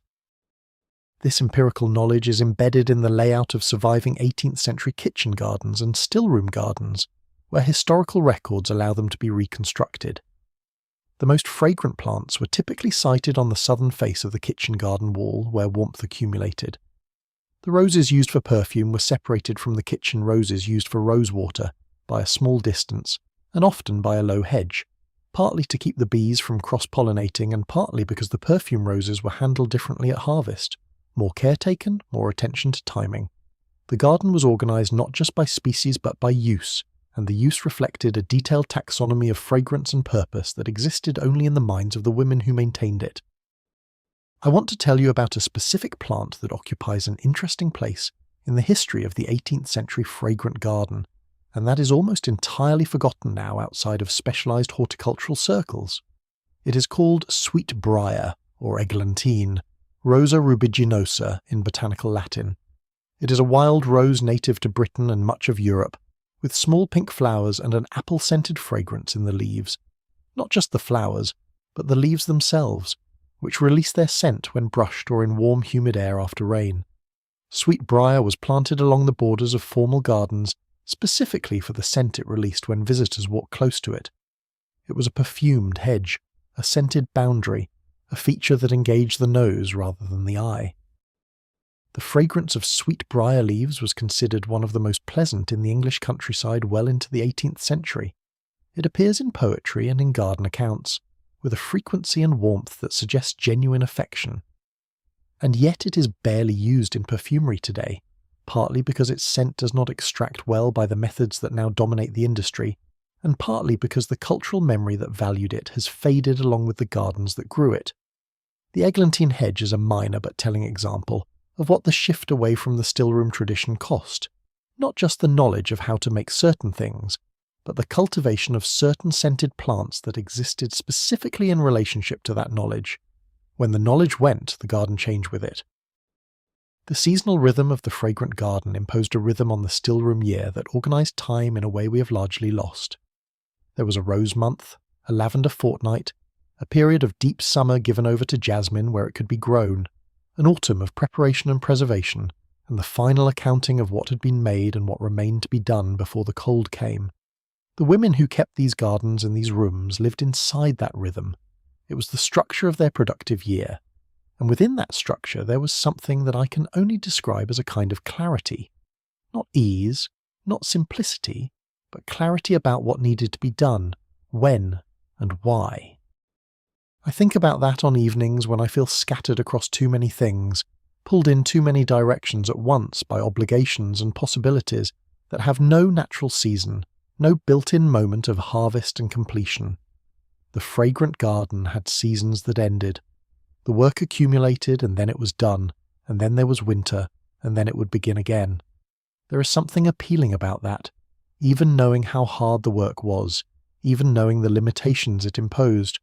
There is something in the idea of a year shaped by scented plants, by what was blooming and what was ready, and what needed to be attended to right now before it passed, that feels like a form of clarity I could use. The liquid perfumes and the fat-based pomades were the concentrated preparations, the things worn on skin and applied to hair. But the 18th century stillroom also produced an entire range of dry preparations, whose function was not personal fragrance in the modern sense, but the management of the olfactory environment of the house itself. These dry preparations, sachets, strewing herbs, pomanders, potpourri, the sweet bags placed in wardrobes and pressed into the folds of stored linens, were in some ways the most constant and most pervasive form of fragrance in daily life, because they were always present, always working, not worn and then removed, but woven into the fabric of the rooms themselves. The strewing of fragrant materials on floors was an ancient practice that persisted in rural households through much of the 18th century. Fresh rushes, sweet-smelling grasses, the stems and leaves of aromatic herbs, meadowsweet, which had a faintly sweet, hay-like smell and cost nothing to gather, lavender, whose anti-insect properties were practical as well as fragrant, southernwood, called lad's love or old man, whose pungent, camphoraceous scent was considered repellent to moths and flies. These were strewed on stone and earthen floors, refreshed regularly, and their combined smells created the baseline fragrance of rooms at the less grand end of the social scale. Walking across such a floor released the smell of the crushed herbs upward into the air. In more fashionable households, particularly those with wooden floors and carpets, strewing was replaced by other methods. Small bags of dried fragrant material placed under cushions and behind furniture, replaced seasonally. Earthenware pots filled with potpourri on mantelpieces and side tables, releasing their dry fragrance into the room's air. Open bowls of dried rose petals and lavender, which could be stirred with a finger as you passed to release a cloud of scent. And the pomander, which was the most considered and most labour-intensive of the dry preparations, and which in its best form was a genuine work of small craft. The clove-studded orange pomander is the form most people will recognise if they know the tradition at all. An orange pressed all over with dried cloves, into a pattern traditionally, the cloves forming geometric designs across the orange's surface, then rolled in a mixture of ground orris root and ground cinnamon and dried. The process required patience and a certain dexterity. The cloves had to be pressed in firmly enough to stay, but not so forcefully that they tore the orange's skin. The pattern, if one was used, required planning. And then the dried pomander, which shrank and hardened as the orange dried over the weeks following its making, was tied with ribbon and hung in a wardrobe or a linen press, or simply placed in a bowl. A well-made pomander of this type lasted for years, the drying orange and cloves combined with the orris root and the cinnamon into a preparation that, once thoroughly dried, was stable and fragrant for extraordinary lengths of time. The cloves, whose volatile phenolic compounds are among the most persistent in all of spice chemistry, kept giving. The orris root fixed everything, slowing the evaporation of the more volatile components, contributing its own violet-like depth. The cinnamon added warmth, and the orange, shrunken and wrinkled and brown, provided the carrier that held everything together. Wardrobes that contained several such pomanders had a particular smell, warm, spiced, slightly sweet, old in the best way. You might find one today in a house that has not been cleared in generations, in a drawer or a wardrobe, dry and hard and still faintly fragrant, and you would know immediately what you were holding. The sweet bag was the daily workhorse of dry domestic fragrance. A small bag of fabric, silk for fine use, linen for every day, filled with a mixture of dried fragrant materials and sewn shut. The bag was placed directly against fabrics in storage, folded into a chest of linens, tucked into a drawer with folded clothes, slipped into the sleeve of a gown hung in the wardrobe. The fragrance transferred to the fabric over time, gently and consistently. When you took that gown from the wardrobe to wear it, it would smell of lavender and roses and orris root, not strongly but pervasively, a background note that was part of its character. The recipe for sweet bags varied by season, by region, and by individual preference, but certain elements were consistent.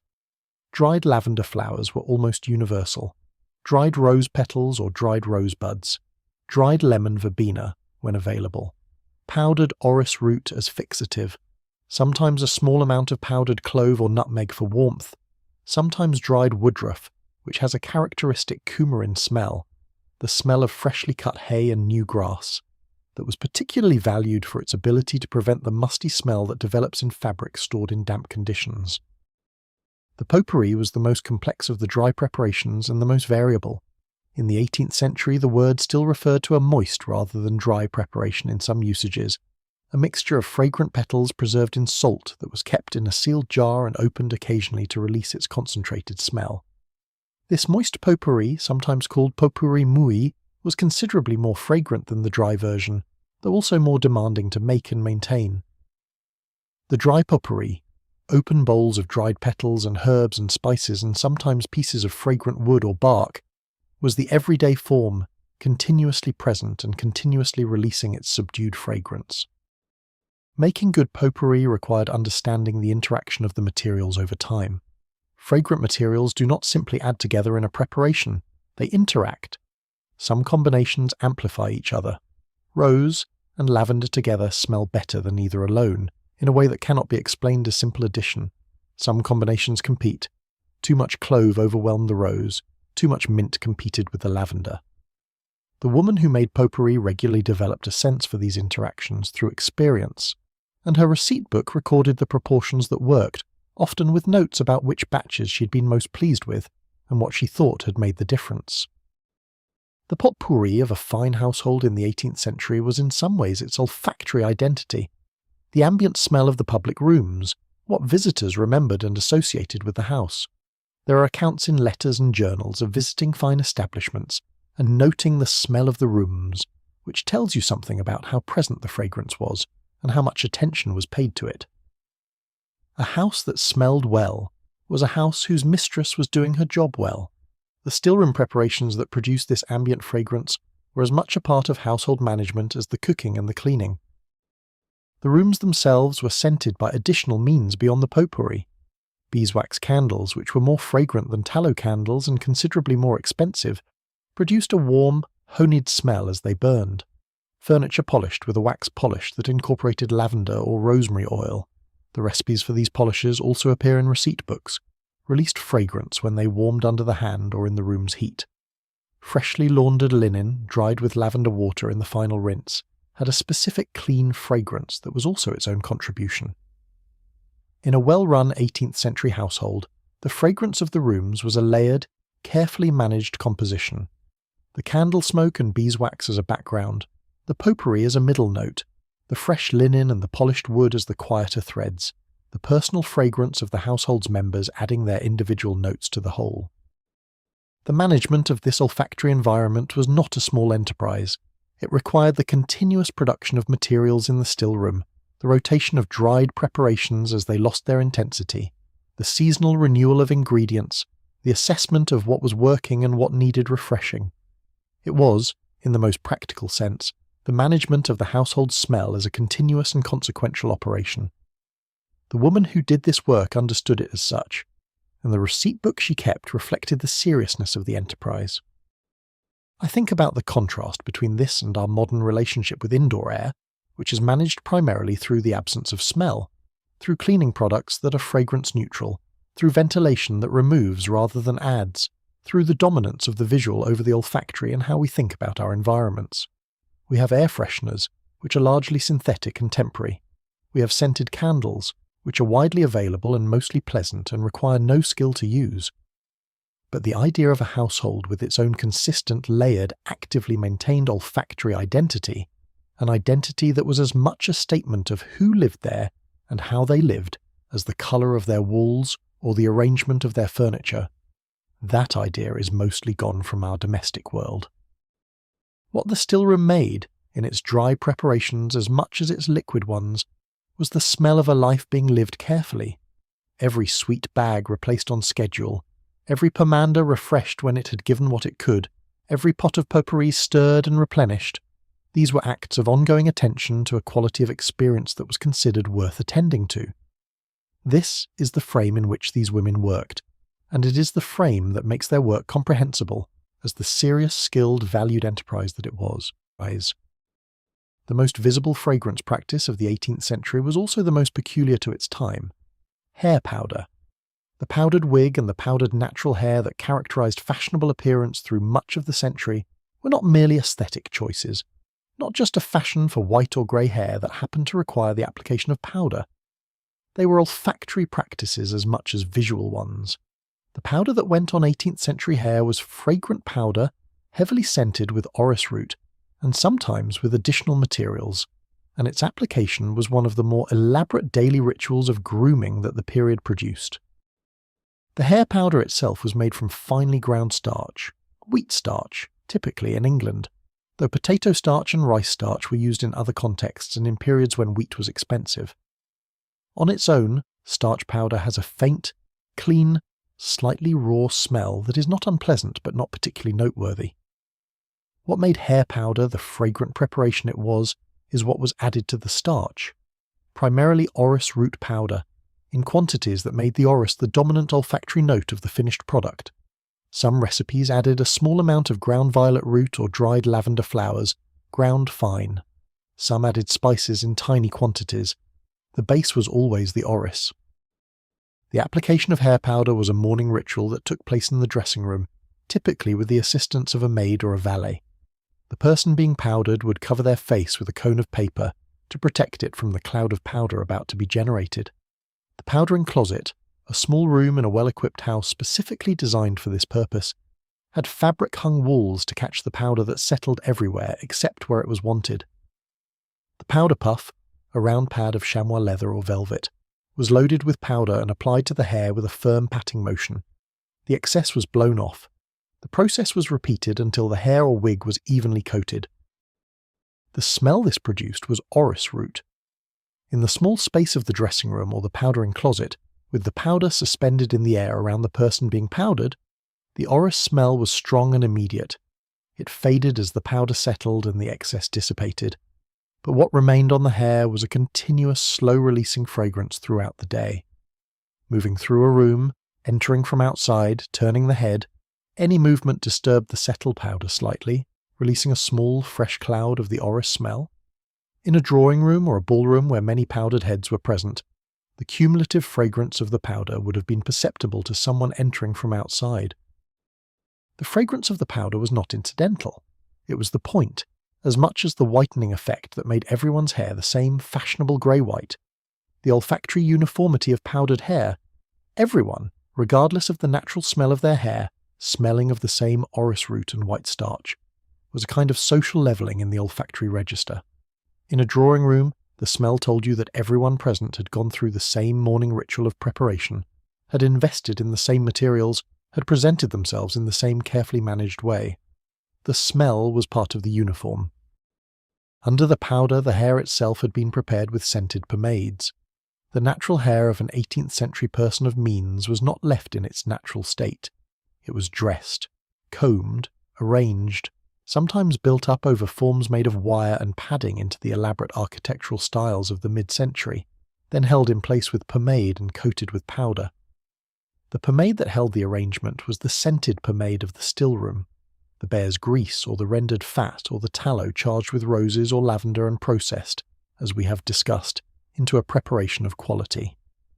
This went on first, working through the hair, providing both fragrance and the sticky base for the powder to adhere to. The bear's grease used in the finest preparations of the early and mid-century deserves a moment of attention. Bear fat, rendered from the fat of bears killed for the purpose, was considered the highest quality pomade base available. Its reputation was based on a combination of real properties and cultural associations. It was indeed a particularly stable fat, less prone to rancidity than most others, and it had an unusually smooth, consistent texture that worked well in hair. It also carried the cultural weight of something wild and powerful, something from outside the domestic sphere, something that trading in required connection to more exotic sources than the local butcher. Hair pomades made with bear's grease, real bear's grease, not the adulterated product that unscrupulous sellers sometimes substituted, were premium products that commanded premium prices. The scented Bear's grease pomades in receipt books are among the most sophisticated fat-based preparations in the genre. The fat was rendered with particular care, deodorized through repeated meltings and strainings, often with the addition of a sprig of rosemary or a few pieces of benzoin gum during the final rendering to add a faint fragrance and stabilize the fat against oxidation. It was then charged with fragrant flowers through the enfleurage method: rose, lavender, orange blossom, depending on the recipe and the preference of the maker. The finished pomade was almost white, smooth as butter, with a fragrance that was subtle in the cold and released fully under the warmth of the scalp. Washing the hair in this period was not a daily or even weekly practice. Hair was washed occasionally, monthly in some households, less frequently in others, and the interval between washings was managed by the continuous application of powder, which absorbed the oils and smells produced by the scalp, and by the regular replenishment of the scented pomade. This system, which sounds unappealing to modern sensibilities, was in practice effective at managing the olfactory result. A head of hair freshly powdered over clean pomade smelled of orris root and flowers. A head that had not been attended to in some time smelled of something more complicated. The women who maintained their hair with the regularity the fashion required maintained a specific and managed smell that was an important part of their overall presentation. The end of hair powder, which came in England quite suddenly and for primarily political reasons in the 1790s, the tax on hair powder introduced in 1795, combined with the political associations of the style with ancien regime aristocracy rather than the revolutionary simplicity fashionable after the French Revolution, was the end of an entire olfactory practice. The natural hair that became fashionable in the last years of the century and remained fashionable into the 19th had its own fragrant management: lighter pomades, simpler preparations, eventually the more thoroughly processed and commercially prepared hair oils that appeared in the early 1800s. But the specific smell of hair powder, the cool violet iris depth of orris root drifting from every head in a fashionable room, was gone, and the stillroom productions that had supported it were gradually reduced in scale as the need for them diminished. There were other personal fragrance practices of the period that deserve mention in passing, if only because they tell you something about how thoroughly the management of smell was embedded in daily life. The use of scented gloves was among the oldest of these, and persisted in England through the 18th century even as it became increasingly unfashionable on the continent. Leather gloves, perfumed with a mixture of scented materials worked into the leather during preparation, retain their fragrance for years. Carrying scented gloves, or wearing them, meant carrying a persistent fragrance that was as much the gloves as your own. The handkerchief was another vehicle for personal fragrance. A linen handkerchief washed in rose water and dried with lavender water, or a few drops of an extrait applied to it before going out, was a portable fragrance application that could be used throughout the day, held briefly to the face in an odoriferous environment, as protection or as restoration. The 18th century handkerchief was therefore both a functional item and a fragrance accessory in a way that is easy to miss if you're not looking for it. The fan, whose role in social signalling has been exhaustively analysed by historians of the period, also had a fragrant dimension that is less often discussed. Sandalwood fans had their own smell, warm and woody and persistent. Fans that had been stored with fragrant materials, or that were made of scented paper, added their fragrance to the movements of air they created. In a hot room where many people were using fans to manage the heat, the fragrant fans added their notes to the cumulative olfactory environment of the gathering. The social semiotics of the fan, the language of its positions and movements, was accompanied by an olfactory semiotics that we have entirely lost the ability to read. All of this, the powder and the pomade and the gloves and the handkerchief and the fan, was supported by the still room. Some of the preparations it used came from trade rather than from domestic production. But the knowledge that evaluated those commercial preparations, that blended and combined and selected and rejected, that maintained the standard of the household's olfactory presentation across seasons and years, that knowledge lived in the woman who ran the still room, recorded in her receipt book, practiced in her quiet cool room, present in her hands and her nose in a way that is quiet and specific and worth knowing about. The town of Grasse, in the hills above the Mediterranean coast of Provence, had been associated with leatherworking since the medieval period, and it was from the leather trade that its perfumery tradition grew. Leather gloves were among the most fashionable accessories in 16th and 17th century Europe, and the smell of the tanning process that produced fine leather was harsh and pervasive. Perfuming gloves, saturating the leather with fragrant preparations that would mask the smell of tanning and add their own pleasant character, was a natural development, and the glovers of Grasse were among the most skilled at it.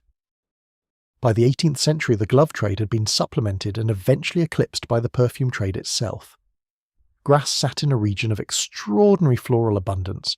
The Mediterranean climate, warm, dry summers, mild winters, intense light, produced roses, jasmine, tuberose, mimosa, orange blossom, and lavender of a quality that could not be matched further north.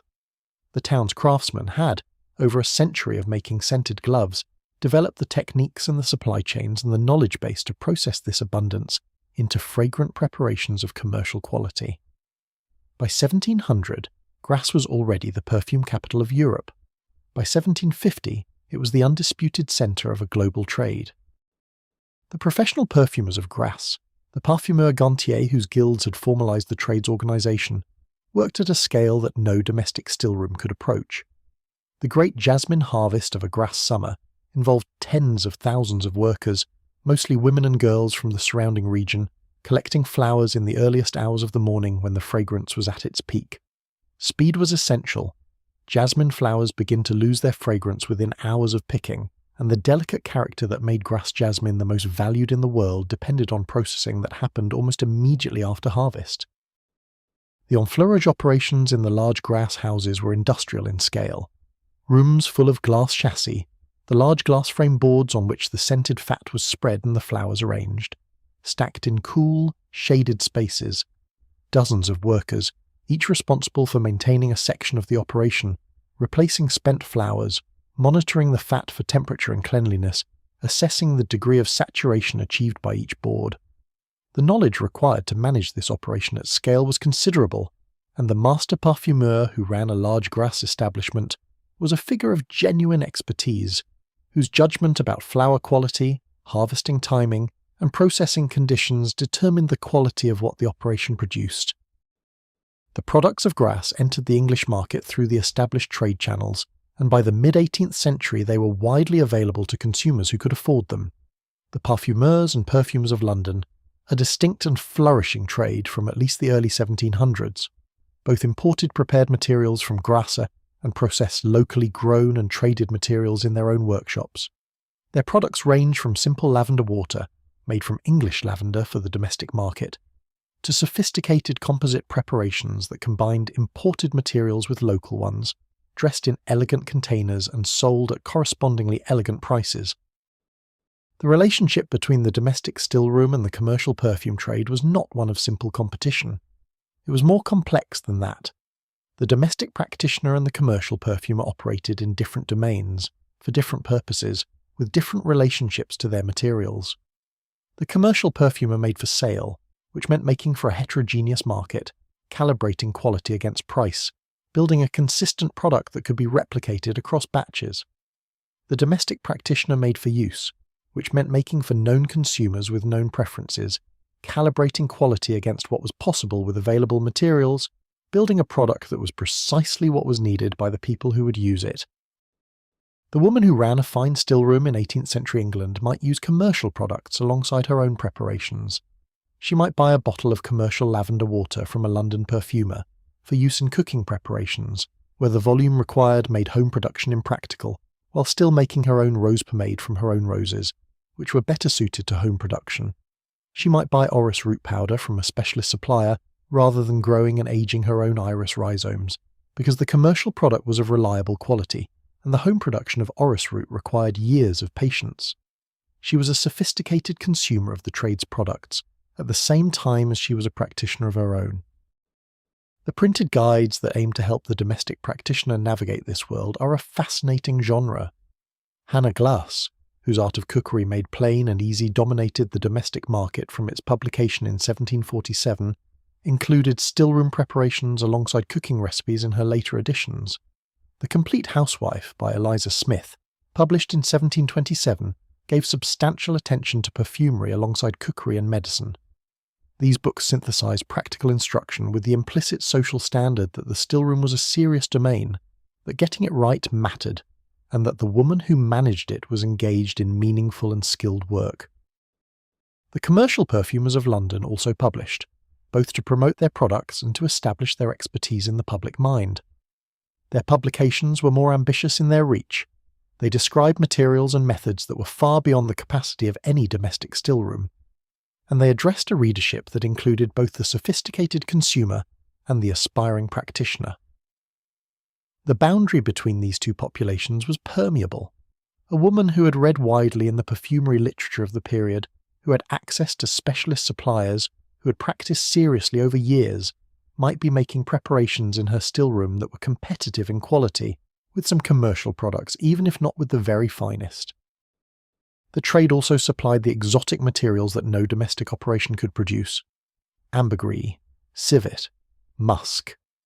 These came through the trade from their distant origins. The finest jasmine absolute, produced from grass jasmine by the most sophisticated processing available, was a commercial product. The civet preparations that specialized suppliers offered, the raw material dissolved in spirit to a specific concentration, ready for use as a fixative, were convenient and consistent in ways that working from the raw material was not.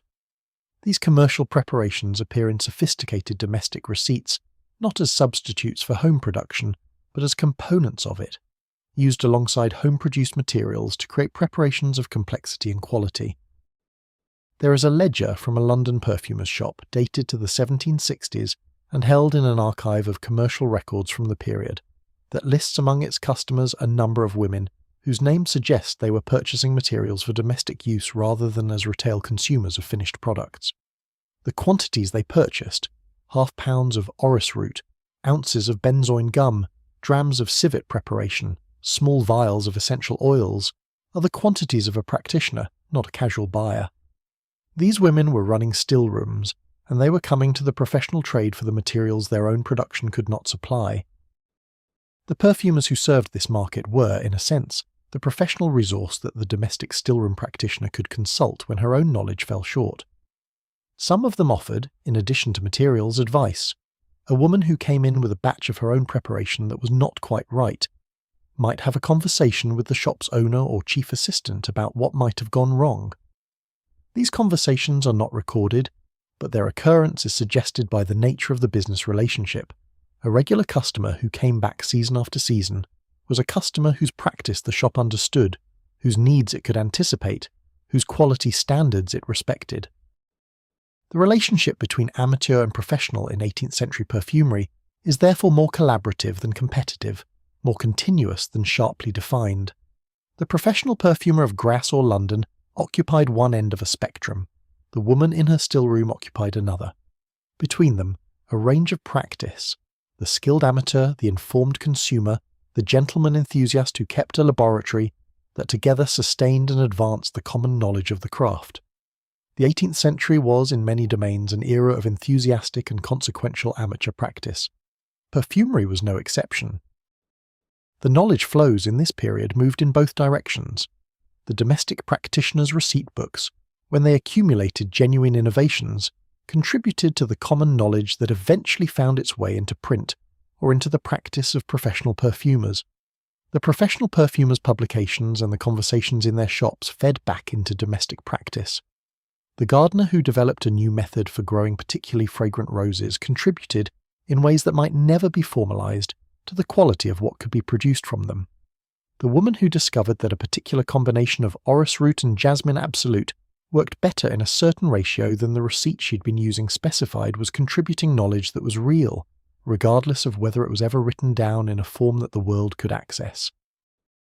The skin in the 18th century was understood differently than the skin is understood now. It was not primarily a surface to be cleaned. It was a membrane through which the body communicated with the world, and the world communicated with the body, through which remedies entered, and through which the conditions of the body's interior were expressed. The smell of the skin was diagnostic. A physician who noted that a patient's skin smelled in a particular way was gathering clinical information.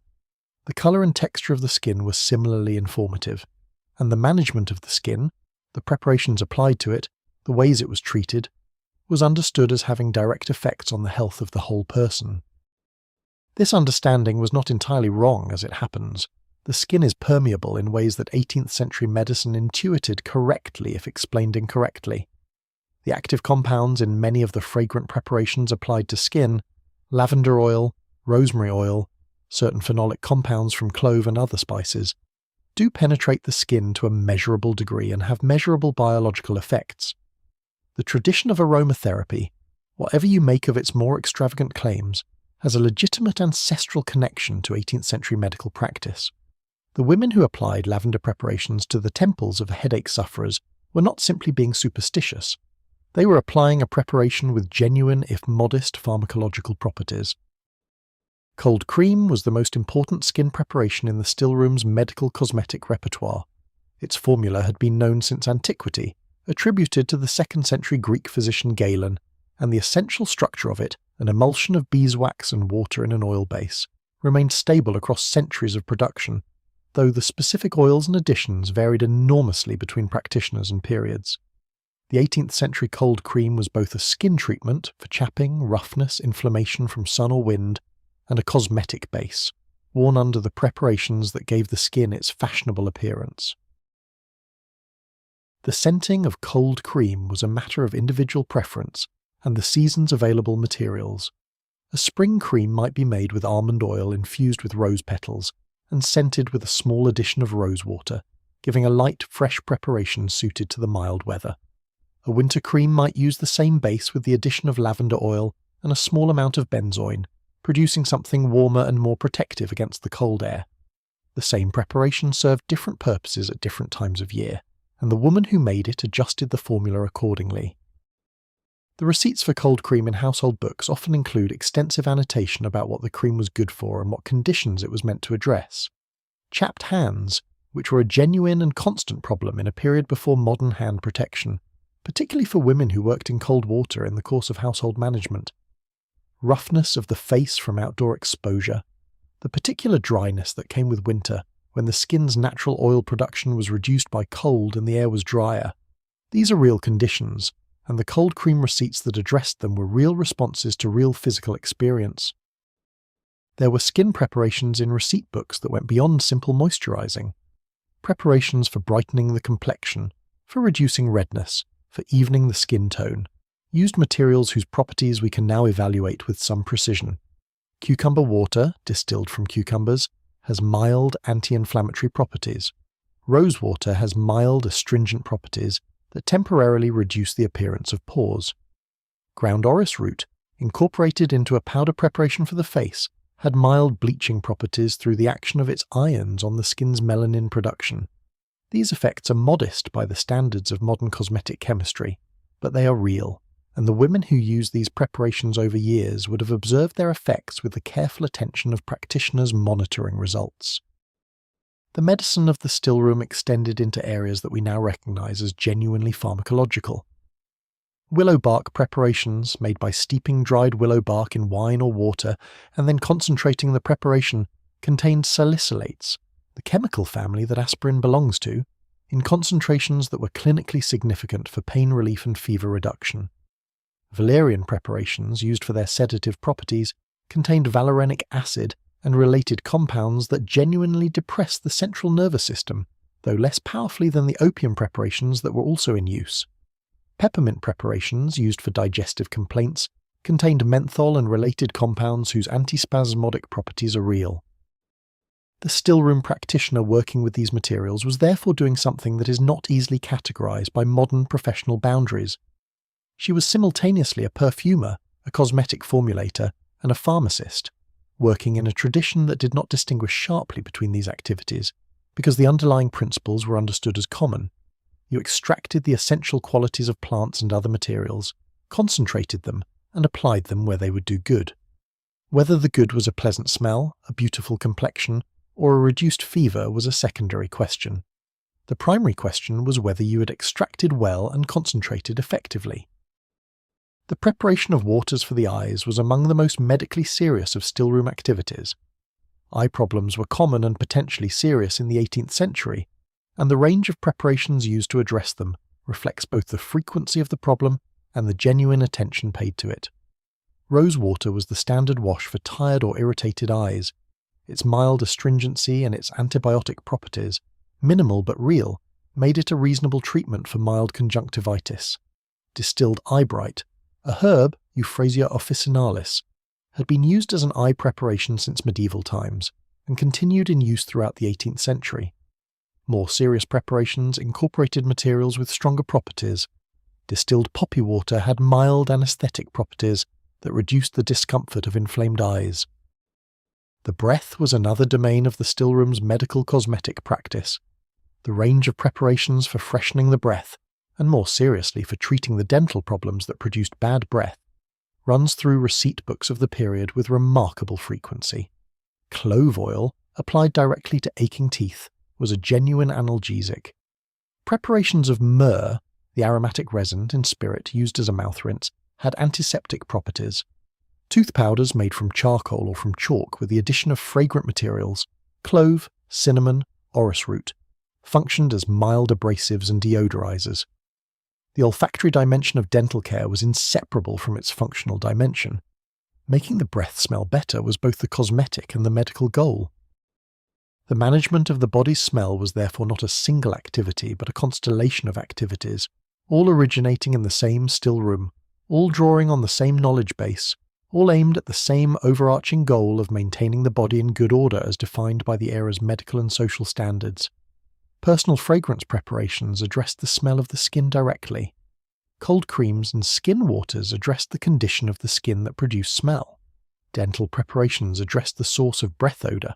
Hair preparations managed the smell of the hair and scalp. Taken together, this was a comprehensive system of olfactory self-management that was embedded in daily life at every level of the social scale, from the simplest household that kept a pot of lavender water by the wash basin, to the most elaborate establishment with its full equipment stillroom and its shelves of carefully labelled preparations. The women who maintained this system understood their bodies and the bodies of the people in their care with an intimacy and a specificity that is worth naming.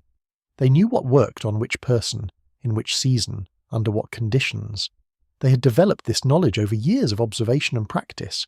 They were, in the most accurate sense of the phrase, experts in the bodily experience of the people around them, practitioners of a form of care that was undocumented, unrecognised by any formal institution, passed from person to person through observation and apprenticeship and the annotated pages of a receipt book.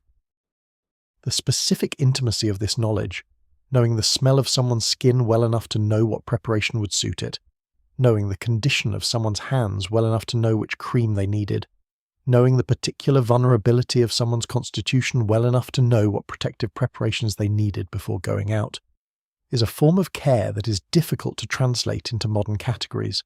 It was not medicine in the formal sense. It was not beauty care in the commercial sense. It was the continuous, practical, knowledge-based management of the physical experience of the people you were responsible for. It was, in its quiet way, a very complete form of attention. The knowledge travelled in the most personal of ways, not through institutions, not through formal apprenticeships with their contracts and their guild regulations, through watching, through doing alongside, through the slow accumulation of observation over years of proximity to someone who already knew. A daughter learned from her mother by being present in the stillroom from an early age, first as observer, then as assistant, then as the person who did the work while the mother watched and corrected and explained.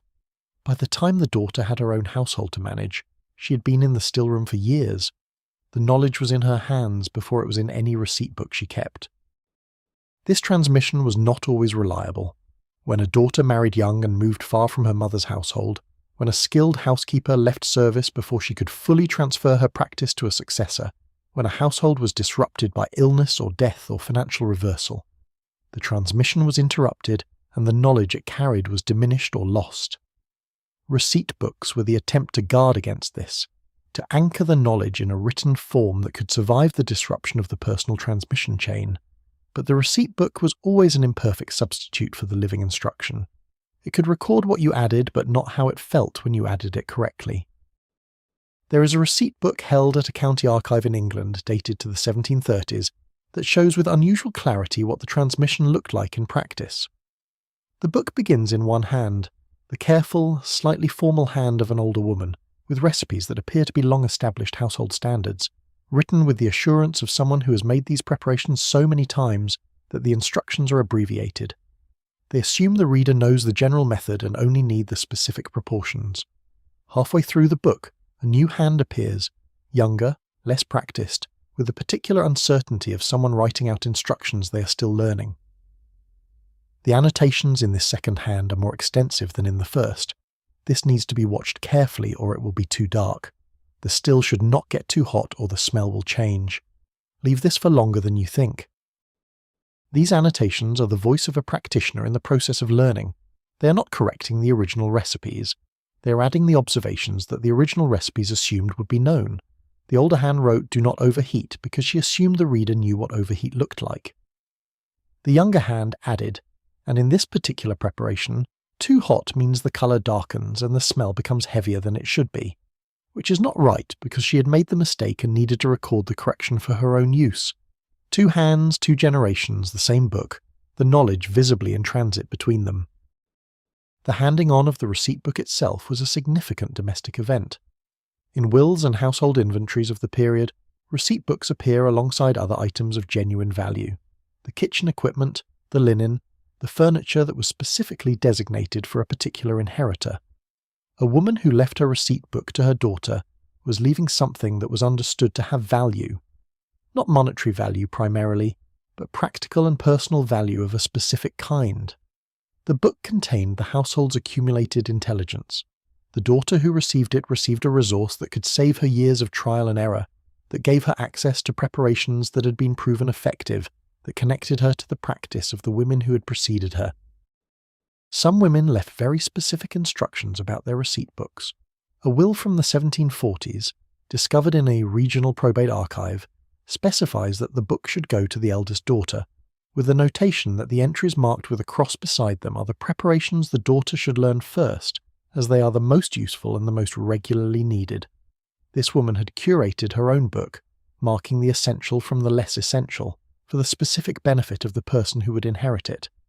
The cross marks in that book are a form of posthumous instruction, a voice speaking across the gap between the dead and the living. The receipt books that moved between households when women married are particularly interesting records of domestic connection. A daughter taking her mother's receipt book, or a copy of it, to her new household was taking a piece of her mother's practice with her, and the entries she added over her years of marriage record the evolution of that practice in a new context. A recipe brought from her mother's household and adapted for the different garden in her husband's house. A preparation learned from a neighbour in the new neighbourhood and incorporated into the book alongside the inherited preparations. The book grew as the practitioner grew, accumulating knowledge from multiple sources. The colonial American stillroom operated within the same tradition as the English one, adapted to a different material reality. The early settlement period had seen women managing with whatever they could grow or trade for, working with native plants whose properties they learned from Native American practice, as well as from their inherited European knowledge. By the 18th century, the established colonial households of the eastern seaboard had gardens and storerooms and supply chains that provided much of what their English counterparts had, and the receipt books they kept show a knowledge base that is recognizably continuous with the English tradition, while incorporating the American context. The jasmine that English stillrooms grew was not available to most colonial practitioners in the same form, but native honeysuckle provided a substitute of different character. The lavender grew less well in the hotter summers of Virginia and the Carolinas than in the cooler, damper climate of England, but it grew, and where it grew, it was used. The roses came with the settlers and grew vigorously in the American climate. The stillroom of a prosperous Virginia or Massachusetts household in the mid-18th century was producing preparations from a palate that was recognizably related to its English equivalent, if not identical to it. The knowledge travelled across the Atlantic in receipt books and in the heads of the women who carried those books.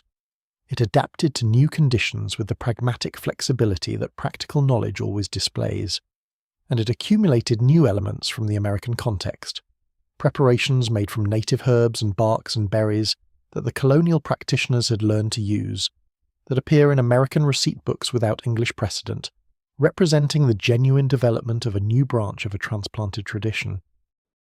What is remarkable, looking at the survival of this knowledge across generations and across oceans, is its persistence in the face of everything that worked against it. The knowledge was personal, transmitted person to person, with no institutional backing. It was practical, requiring hands and materials and time, vulnerable to all the disruptions that affect lives and households. It was never given the formal recognition that would have made it easier to teach and easier to learn, and yet it persisted. The receipt books accumulated.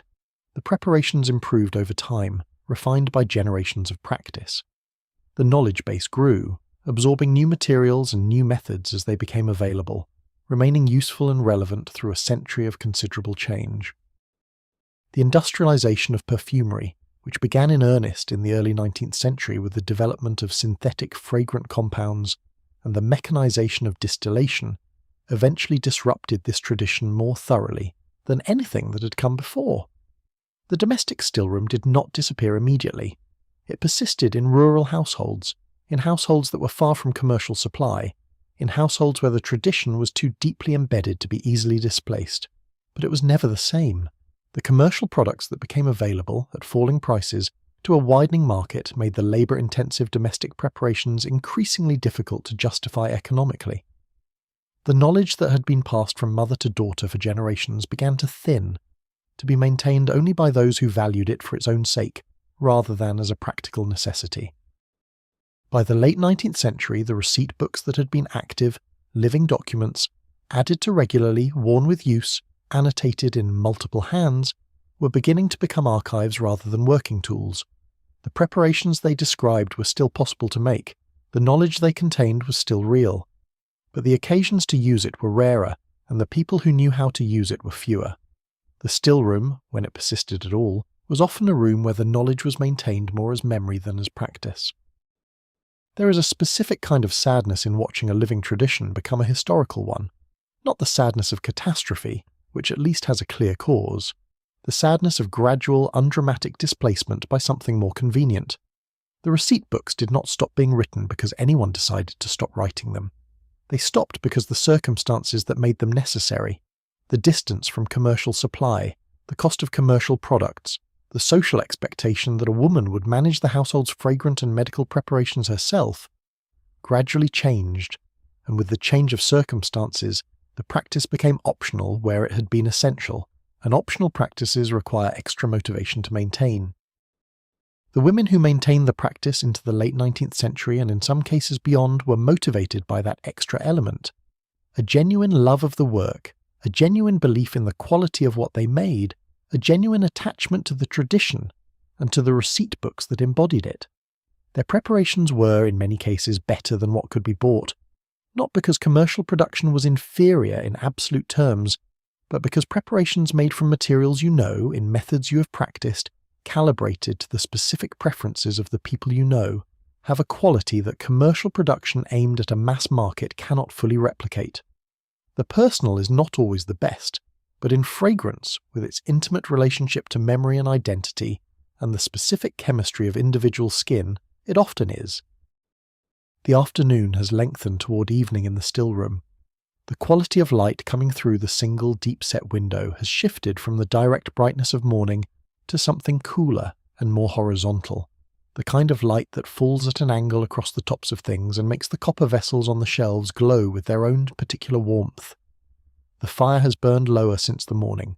You do not need as much heat now, because the work of the day has moved past the stage that required heat and into the stage that requires nothing at all. Only time, only the slow absorption that you have set in motion and can now leave to proceed without you. The dishes on the long table are covered. Beneath their covers the fat is working, drawing the fragrance from the petals that were placed on it this morning, in the early hours when the dew was still on the grass and the roses were at their peak. Tomorrow morning you will return and lift the covers and find the petals spent and the fat minutely richer, and you will remove the spent petals with care and replace them with the fresh ones that will be cut before dawn.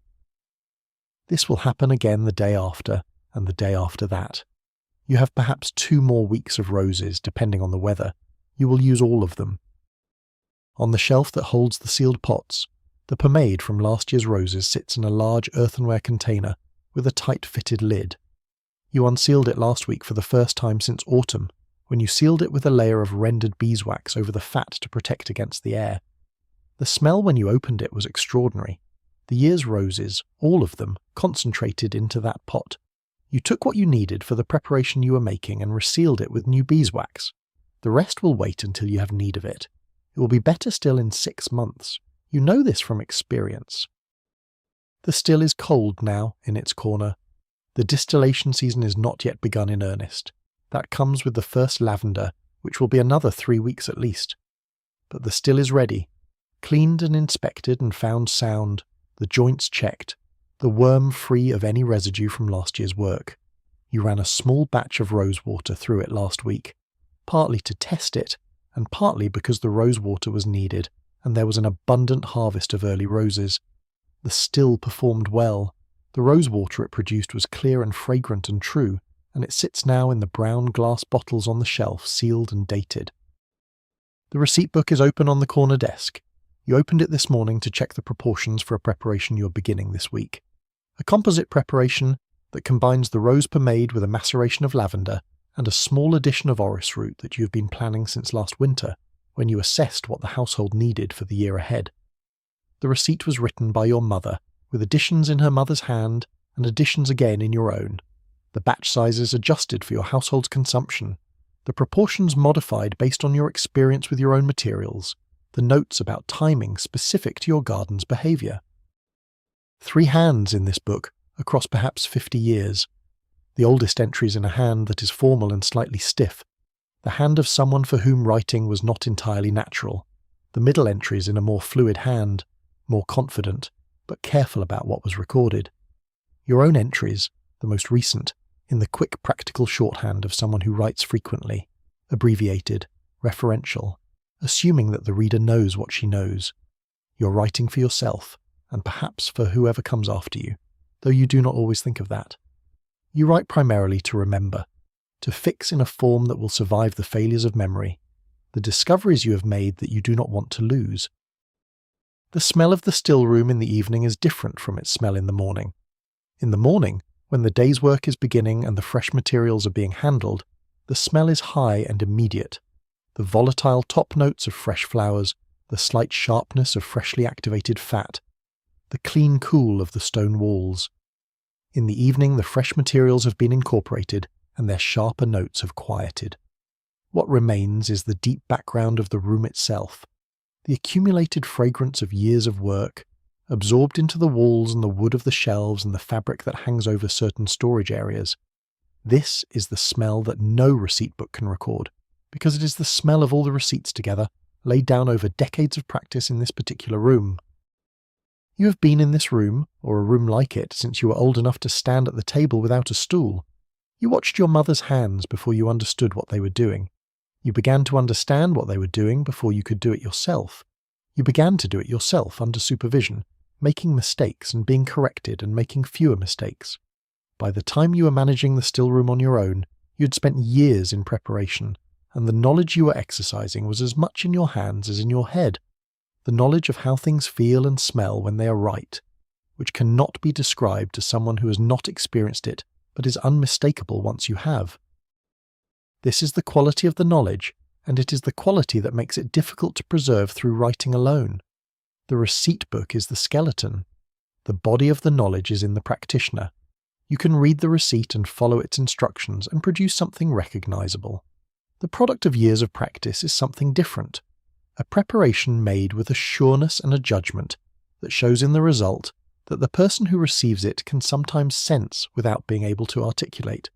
The difference between a recipe followed and a dish cooked is real, and it is large, and it applies in every domain where genuine skill is possible.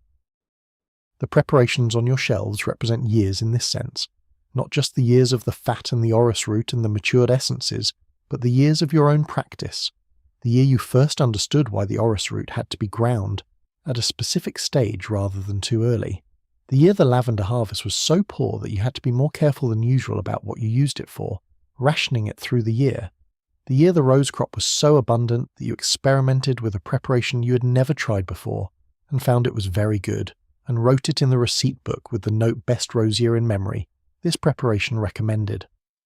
Your practice has its own history. its own seasons of abundance and constraint, its own accumulation of learning. There is something I want to say about this, as the light fades in the still room and the room settles into its evening quiet. Something about what it means to know a thing well, to have practiced it long enough that the practice has become part of who you are rather than something you do. We talk sometimes about expertise as if it were purely intellectual, as if knowing how to do something well were primarily a matter of having the right information in the right arrangement in one's head. But the knowledge of the still room, the knowledge of enfleurage and maceration and distillation, and the behaviour of fat and the timing of the harvest, is not primarily in the head. It is in the hands, in the nose, in the accumulated sensory memory of years of doing the work. It is embodied knowledge, as the philosophers would say.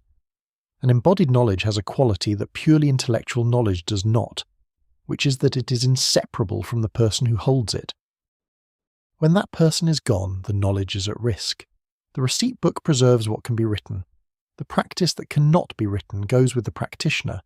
This is why the transmission was so important, why the months and years of working alongside someone who knew were not a formality but the actual mechanism of the knowledge's survival. Every generation of stillroom practitioners who learned through practice and transmitted through practice was an act of cultural continuity that required constant renewal. The knowledge did not maintain itself. It was maintained by people through deliberate effort, in the face of all the things that interrupt the transmission of knowledge between generations. The women who did this work did not, for the most part, think of themselves as maintaining a tradition or preserving a cultural legacy.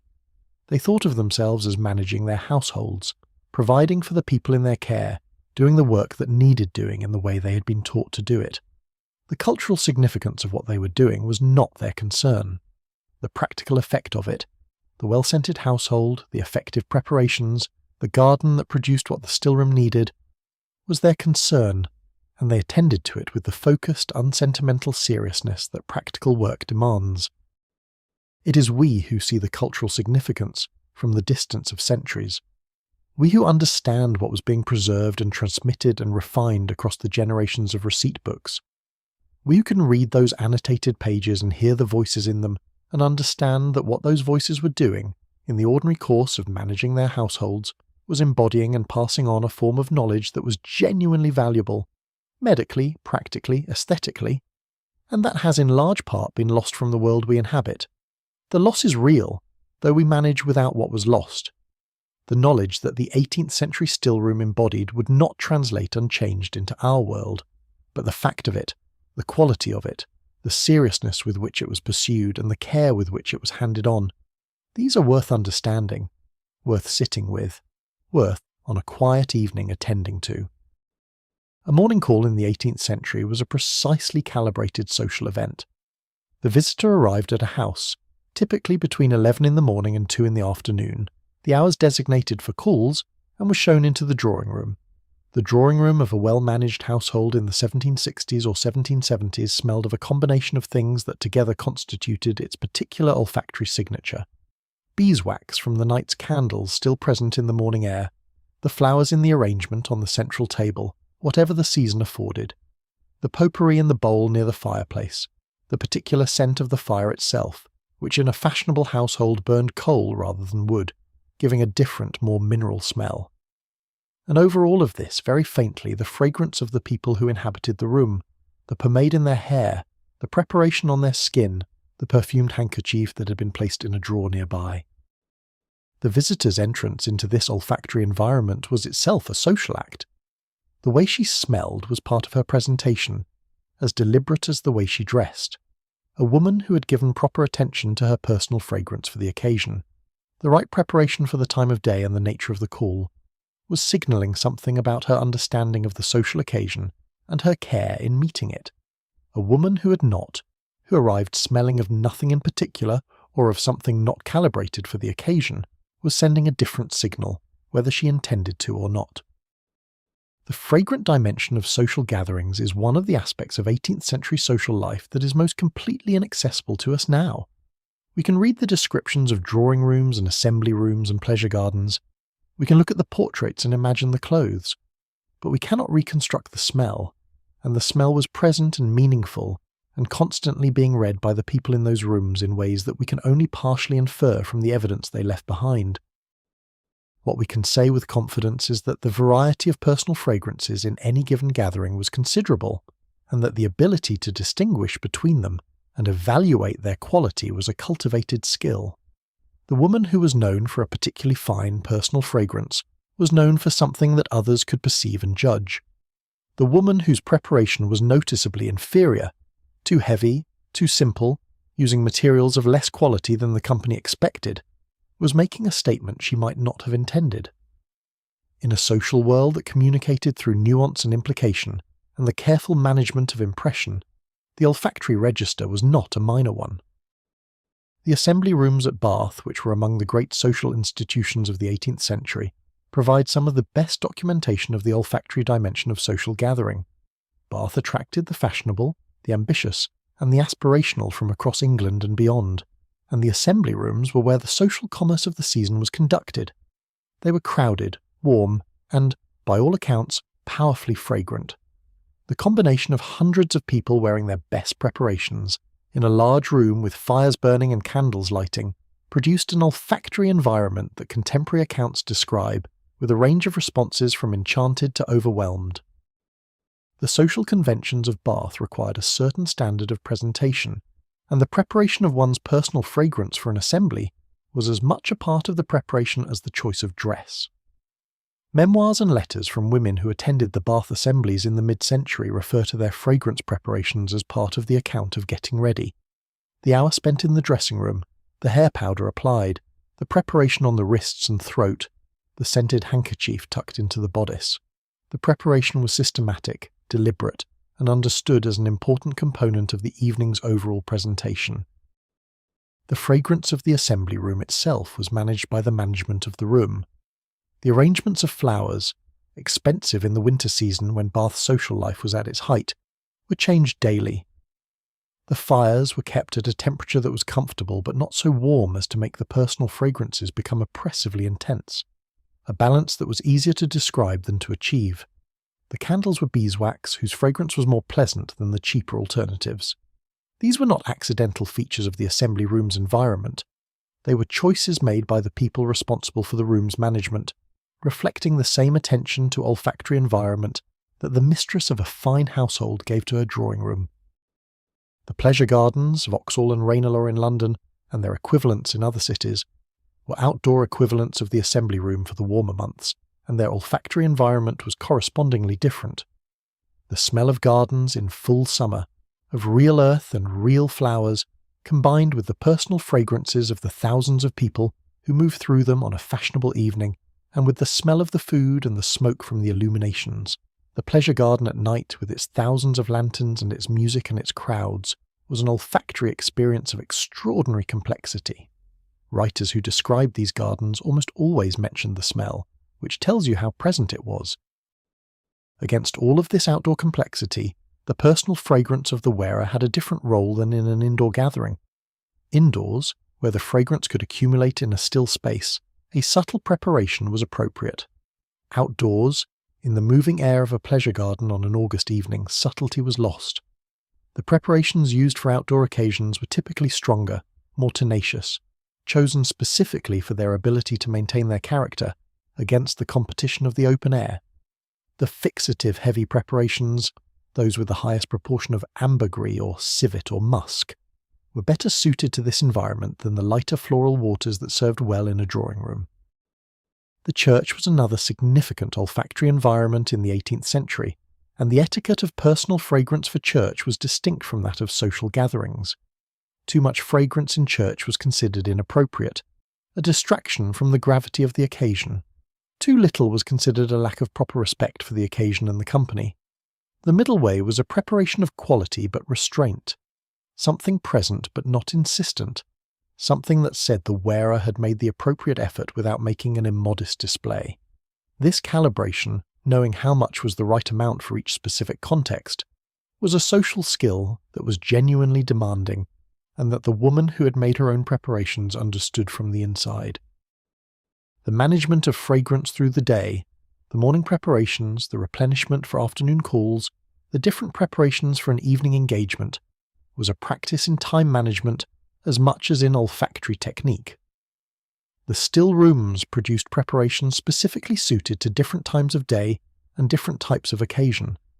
A morning toilet preparation was lighter and fresher.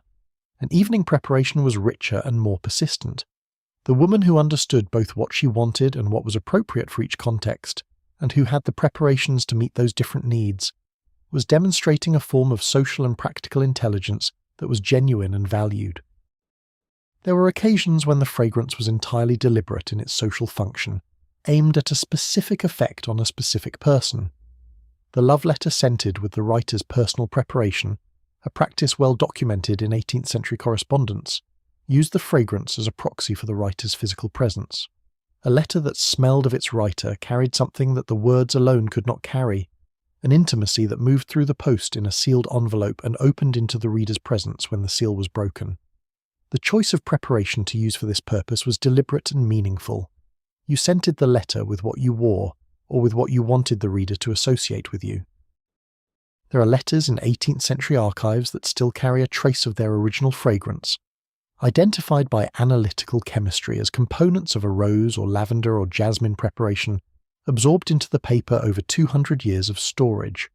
These letters were written by specific people, with specific hands, in the specific perfume of their specific bodies, on the specific day they were written. The chemistry has survived where the social world it was part of has not. When a fragrance historian opens a sealed envelope from 1755 and detects a faint note of rose and orris root in the paper, she is smelling a moment. A very particular, very personal, very human moment that someone intended to send and someone else received. The social world of 18th century fragrance was therefore not a superficial world. It was a world in which smell communicated with real precision and real consequence, in which the management of one's olfactory presentation was a genuine social skill, in which the preparations that made that presentation possible were understood as serious products requiring serious skill to make. The women who made those preparations in their still rooms were providing for a need that was as real and as important as any other domestic provision. They were managing one of the registers through which their household's character and their own character were continuously communicated to the world. Each flower has its own relationship with the materials and methods of extraction, its own chemistry, its own demands. To make perfume from flowers is to learn each one individually, to understand what it will and will not give, to work within its particular nature rather than against it. The 18th century stillroom practitioner knew this as directly as a gardener knows the particular needs of each plant in her care. You worked with what the flowers would yield, and to get the best from them you had to know them very well indeed. The jasmine was the most demanding flower in the stillroom calendar, and in a sense the most rewarding. True jasmine, Jasminum grandiflorum, the species grown in grass and in the better English gardens where it could be persuaded to thrive, was not available to every stillroom practitioner. It required a warm, sheltered position, a mild winter, and the kind of attentive cultivation that only a very committed gardener would give to a plant of uncertain reliability in the English climate. But where it grew, its flowers were extraordinary. Small, white, 5-petalled, with a smell that was rich and indolic. There is a slightly heady, slightly animalic quality in jasmine that is inseparable from its sweetness and intensely concentrated. The jasmine harvest, when there was one, had to be completed within hours of the flower's opening. This was not a matter of preference. The chemistry of jasmine flowers continues to change after the flower opens. The aromatic compounds present in the freshly opened flower are different in their proportions from the compounds present after the flower has been open for several hours. The freshly opened jasmine smells of what we recognize as jasmine. The jasmine that has been opened too long smells of something heavier and less refined, less precisely itself. To capture jasmine at its optimum required working in the very early morning, sometimes before full light, collecting flowers that had opened in the night and bringing them immediately to the enfleurage dishes before the sun was well up. This constraint, the narrow window of the perfect jasmine harvest, is what made grass jasmine so valuable commercially and so difficult to replicate at a domestic scale.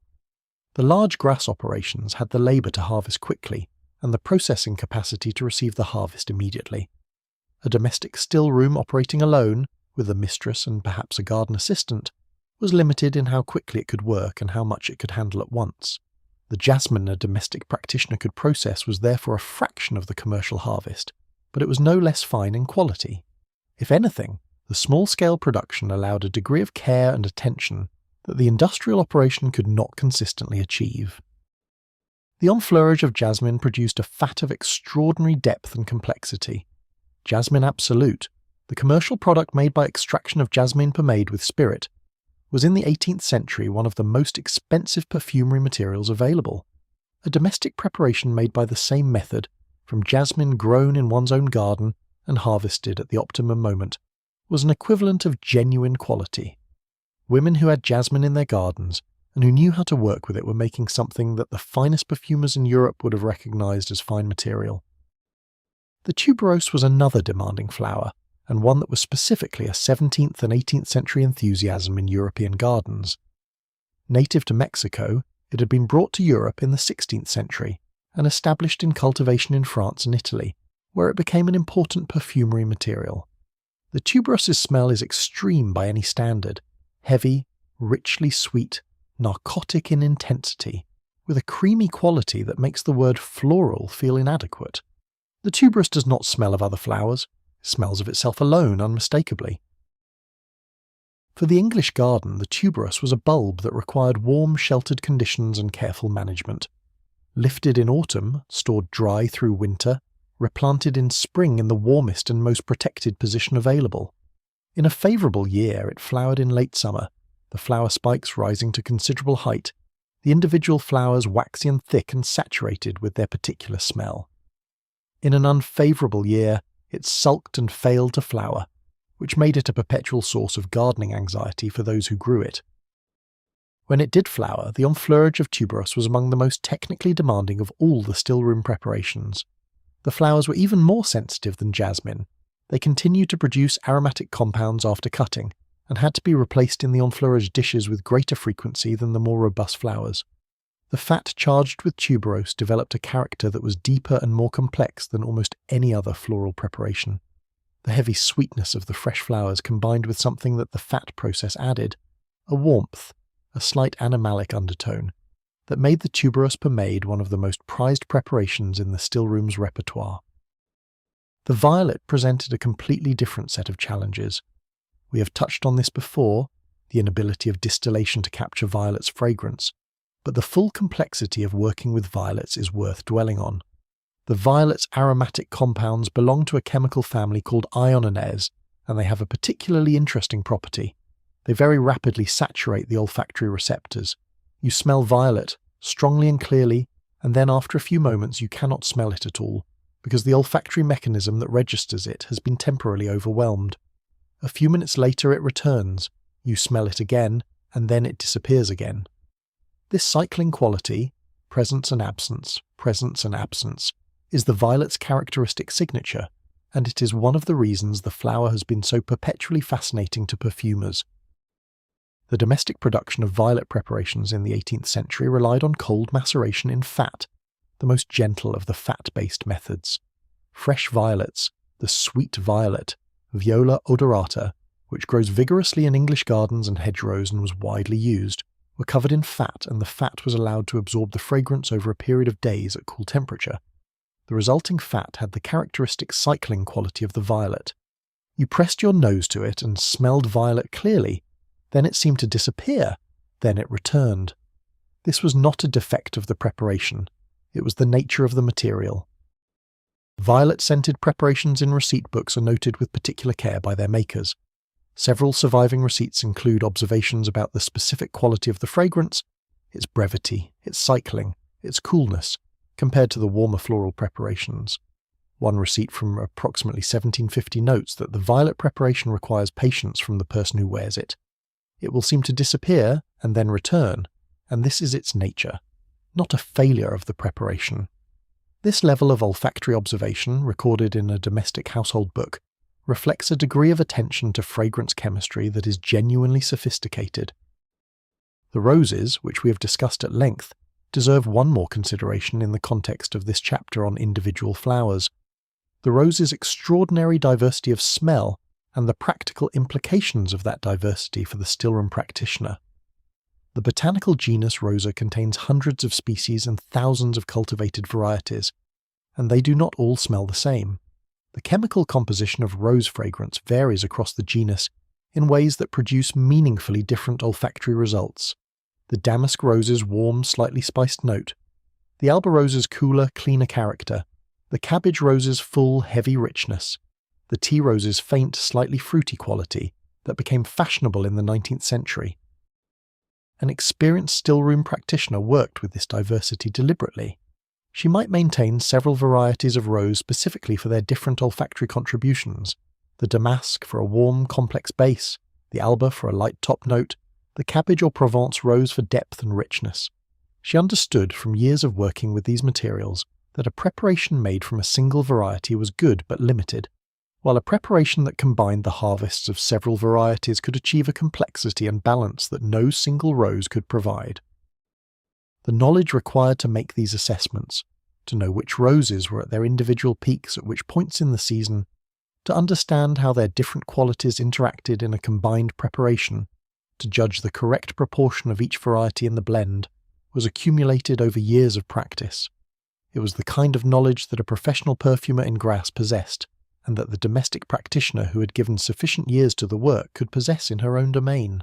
Not identical knowledge, not the same scale, but genuine knowledge, acquired through genuine attention, producing genuine results.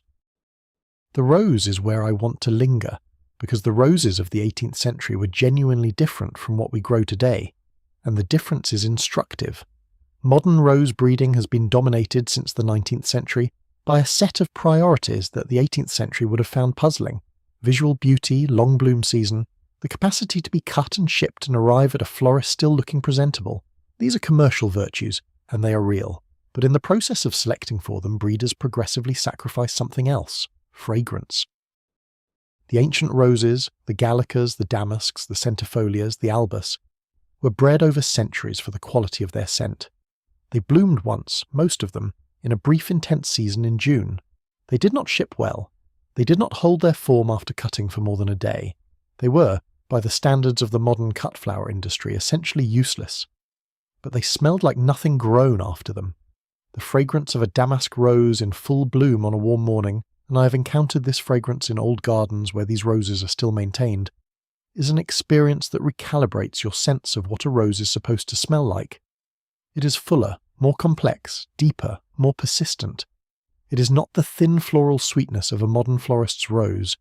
It is something richer and stranger and more ancient. These were the roses in the 18th century fragrant garden. Rosa centifolia, the cabbage rose, with its 100-petaled globe of a flower and a fragrance so concentrated that the fat you charged with its petals turned almost immediately perceptible. Rosa damascena, the damask rose, prized above all others for attar of roses, the essential oil that forms when rose water is distilled and the oil that floats to the surface is carefully collected. Rosa gallica officinalis, the apothecary's rose, a gallica cultivar used in medicine since Roman times, its dried petals retaining their fragrance long after the flower was gone, sewn into sachets, pressed into conserves, used in pot pourri and in the preparation of rose vinegar and rose water, and a dozen other preparations that the stillroom produced from its harvest. The violet presents a different kind of mystery. Its scent contains a compound called ionone, which has the unusual property of temporarily blocking the olfactory receptors that detect it. The effect is that after a moment of intense violet fragrance, you cannot smell it anymore.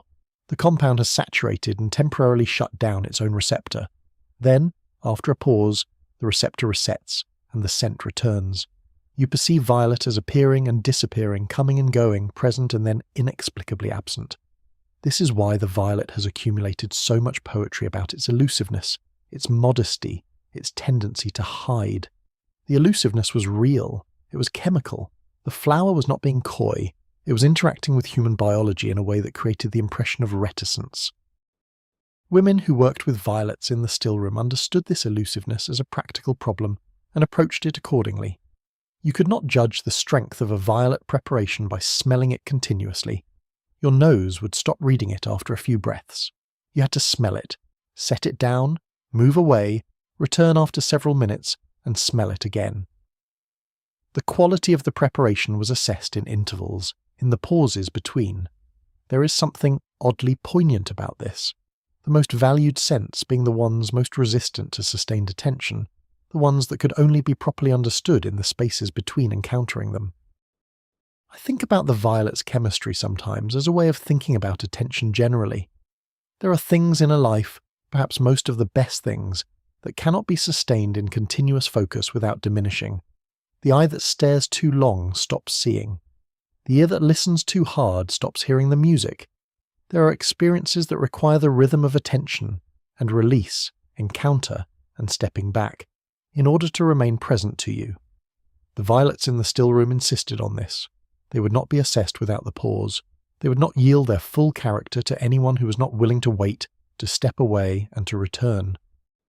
A bottle of good rose extract in the mid-18th century, purchased from a London perfumer's shop in the fashionable streets of Covent Garden or St James's, cost a significant sum.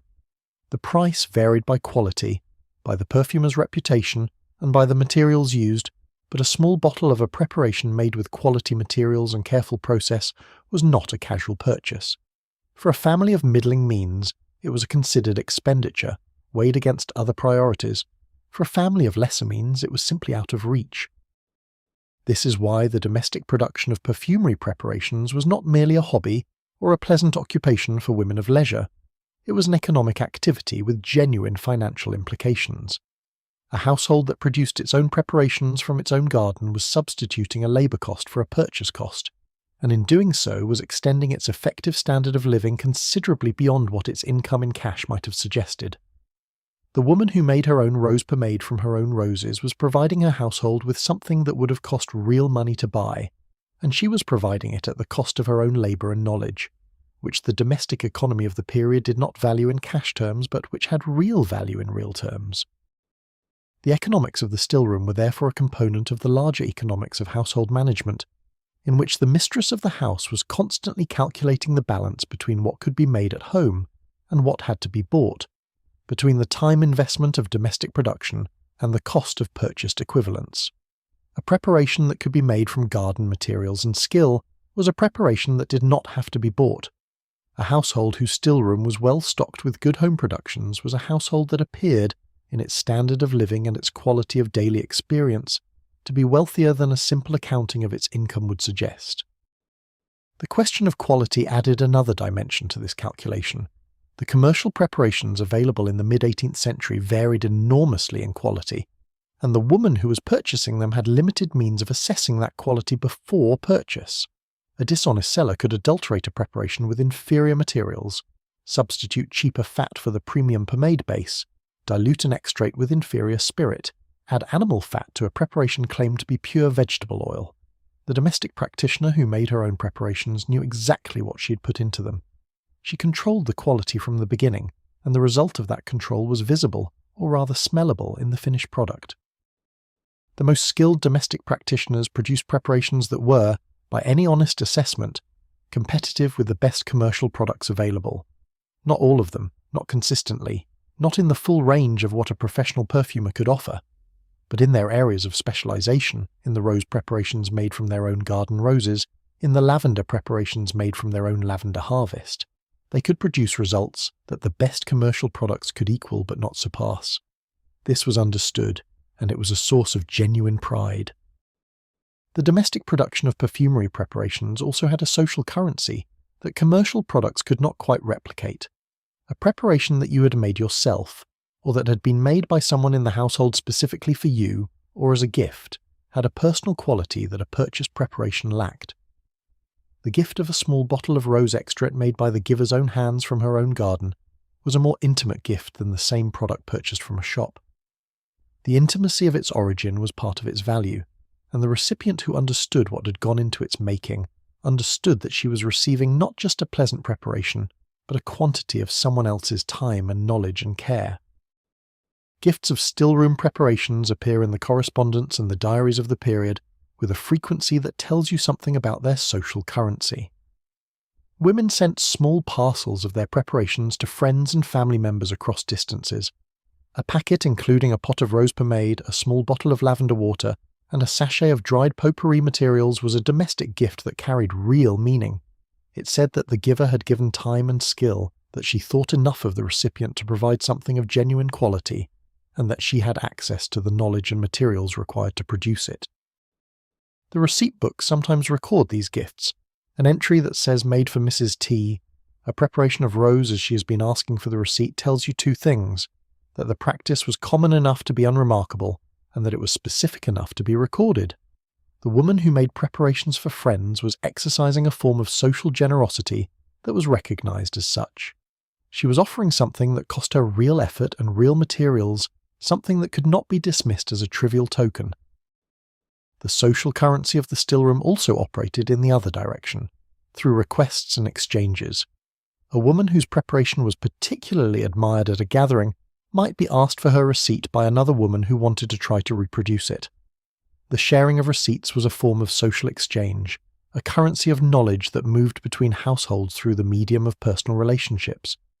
You shared your receipt with someone you trusted and respected, someone whose judgment about fragrance you considered worth having, someone whose own stillroom practice you knew to be serious.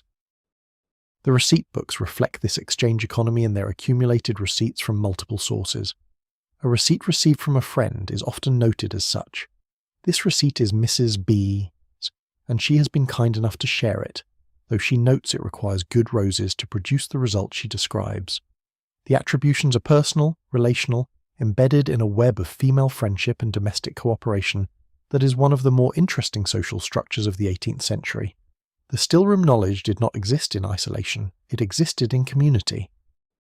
The community of stillroom practice was not only a community of women, though it was primarily so. Men of the period who had interests in botany or chemistry or the natural sciences sometimes engaged with fragrance making as an extension of those interests, and their receipt books and published works are part of the same tradition, if on a slightly different branch of it. The herbalists and naturalists who described the properties of plants in the 18th century contributed to the knowledge base that domestic practitioners drew on. The chemists who began to analyze the aromatic compounds in essential oils contributed a new language for understanding what practitioners had been doing empirically for centuries. But the primary community was female, and the primary mode of transmission was personal and relational. The knowledge that a woman brought to her stillroom was the accumulated knowledge of her female lineage: mother, grandmother, the housekeeper she had learned from, the friends who had shared their receipts, as much as it was the product of her own independent learning. This is not a diminishment of the individual practitioner's achievement, it is a recognition of the community that sustained her practice.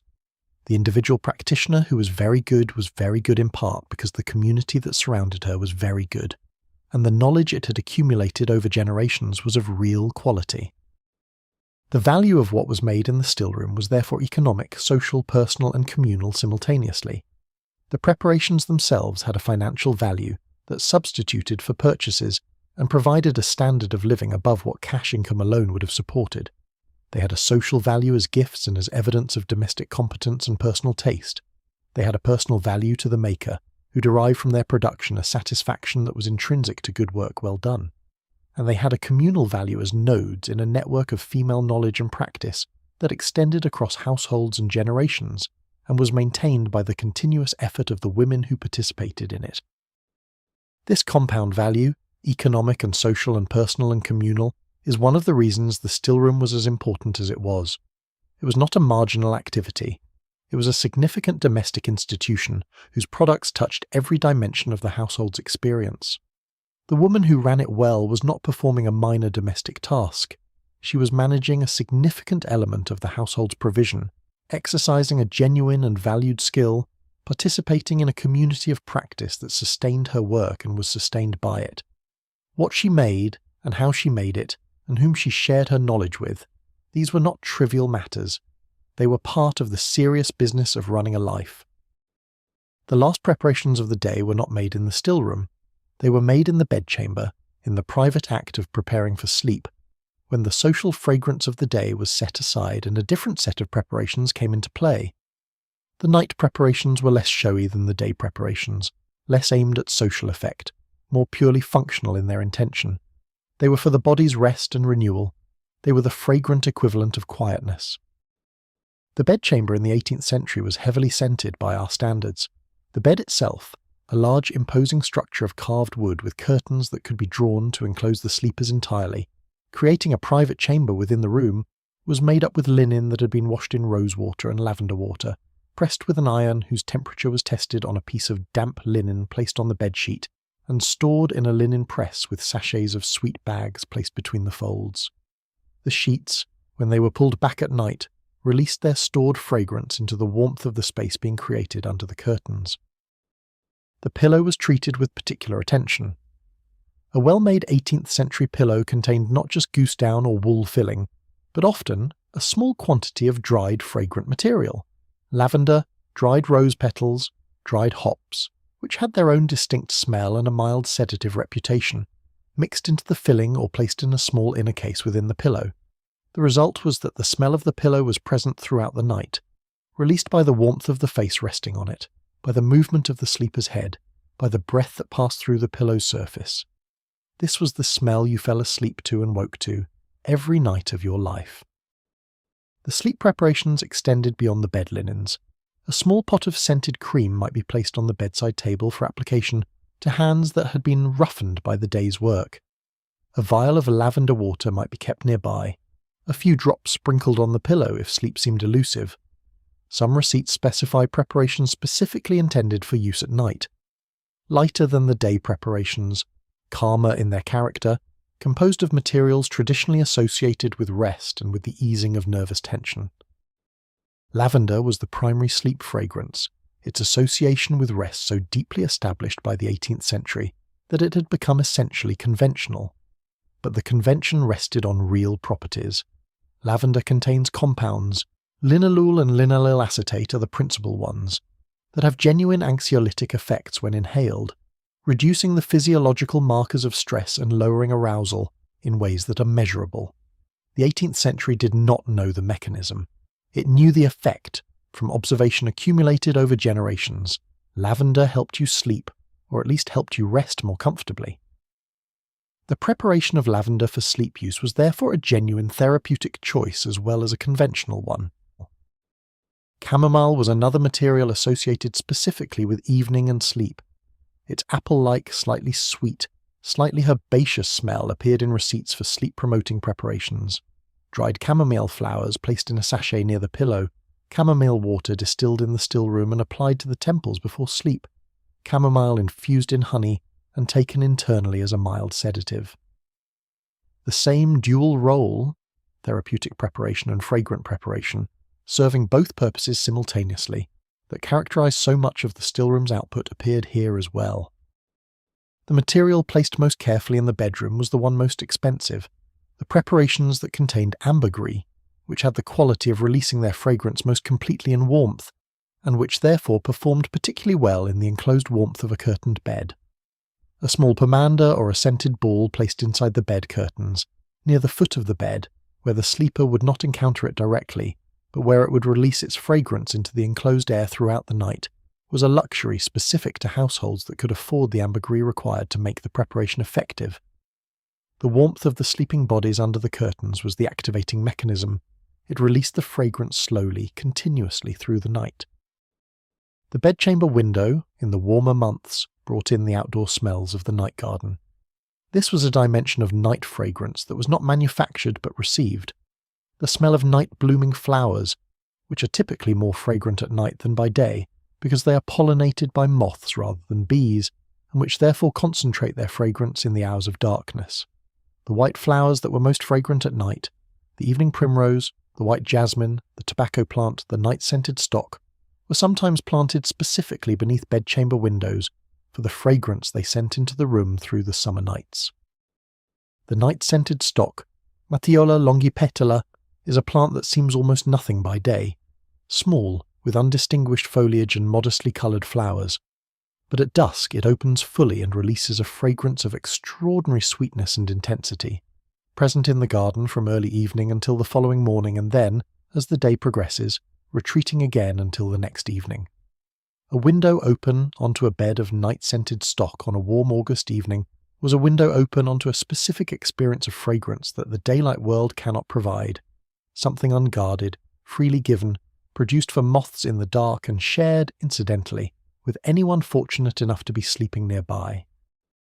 The 18th century's consciousness of night fragrance was connected to a broader awareness of smell that is difficult to recover fully from the historical record, but that is glimpsed in the literature of the period. The novels and the poetry of the era are full of fragrant moments when a smell is noticed and registered and given emotional significance, when the smell of a garden or a room or a person carries weight that the visual or the auditory does not. The culture that produced this literature was one that paid genuine attention to smell as a vehicle for experience, and that attention is everywhere in the practices we have been examining. The night preparation, the last act of fragrant care before the day ended, was in this sense the most personal of the day's fragrant practices. It was performed in private, without social audience, for no purpose except the quality of the sleeper's own experience. The sheets smelled good because sleeping in good-smelling sheets was a better experience than sleeping in sheets that smelled of nothing in particular. The pillow was fragrant because falling asleep with a pleasant smell was a more comfortable way to fall asleep. The preparations around the bed were there because the quality of the night's rest mattered to the quality of the day that followed. This is a form of self-care that is entirely modern in its apparent motivation. The quality of personal experience as a value in itself, worth providing for. And entirely 18th century in its methods. The preparations were made by hand, from materials grown and gathered and processed through knowledge accumulated over years. But the impulse behind them, to make the night comfortable and the sleep restful through deliberate and careful provision, is recognizable across the centuries as something very human and very constant. There is a particular quality to the smell of a room prepared for sleep, a certain quietness in the fragrance, a warmth without intensity, a presence that is felt rather than forcefully noted. The lavender and the dried flowers and the warmed linen together produce something that asks nothing of you, that simply accompanies you as you lie down, that is there, and then recedes into the background as sleep comes. The 18th century bedchamber, at its best, had this quality. The preparations were good enough to be present and careful enough not to intrude. The fragrance was part of the room's hospitality to the person who slept in it. You are nearly asleep. The sheets are smooth under your hands and they smell faintly of the rose water they were rinsed in, and the lavender sachet that has been resting against them in the press since last week. The pillow is cool against your face, and there is something there too, something very faint, dried petals in the filling releasing the last of their fragrance into the warmth of your breath. Outside the window, if there is a window, if the season allows it open, something is blooming in the dark, a white flower working in the night while you rest. The 18th century was the century in which the smell began to be studied scientifically. Not systematically, not thoroughly. The scientific understanding of olfaction that we now possess belongs to the 20th and 21st centuries, and even now it is incomplete. But the era's characteristic impulse toward observation, classification, and natural inquiry touched fragrance as it touched everything else, and what emerged from that touching was a body of knowledge that was more sophisticated and more precise than any that had preceded it.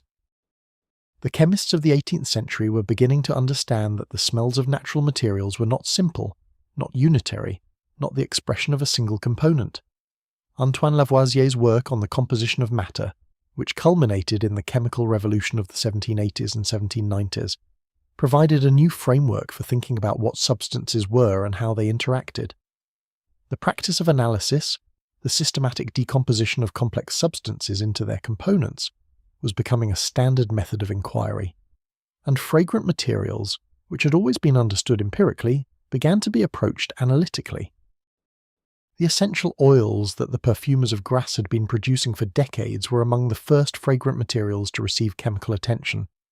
The isolation of individual components, the identification of specific compounds present in specific oils, the beginning of an understanding of what those compounds were and how they interacted, was a project that extended across the century and into the next, but its beginnings are genuinely 18th century.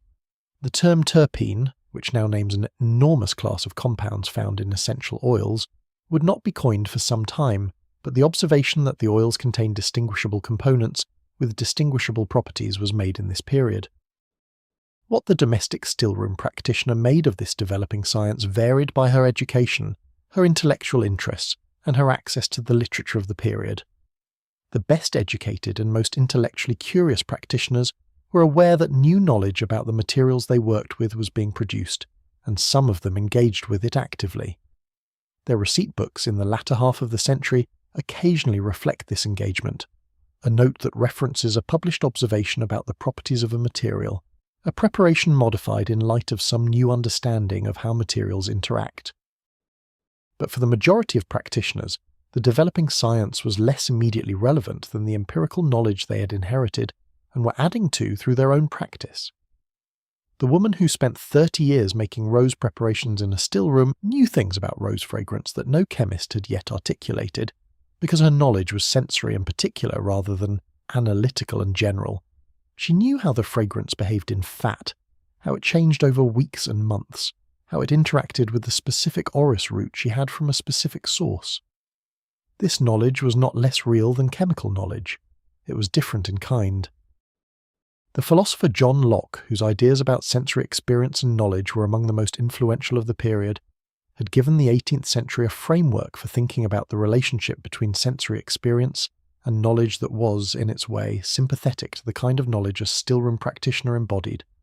The empiricist tradition that Locke helped establish held that knowledge begins in sensory experience, that the mind is furnished through the senses, that what we observe is the foundation of what we know. The woman whose knowledge of fragrance was rooted in decades of olfactory observation was, in this framework, doing epistemology. She was building knowledge from experience. The tension in 18th century thought between this empiricist tradition and the older tradition of received authority, the idea that true knowledge was to be found in ancient texts and established principles rather than in direct observation, was played out in the stillroom as in every other domain.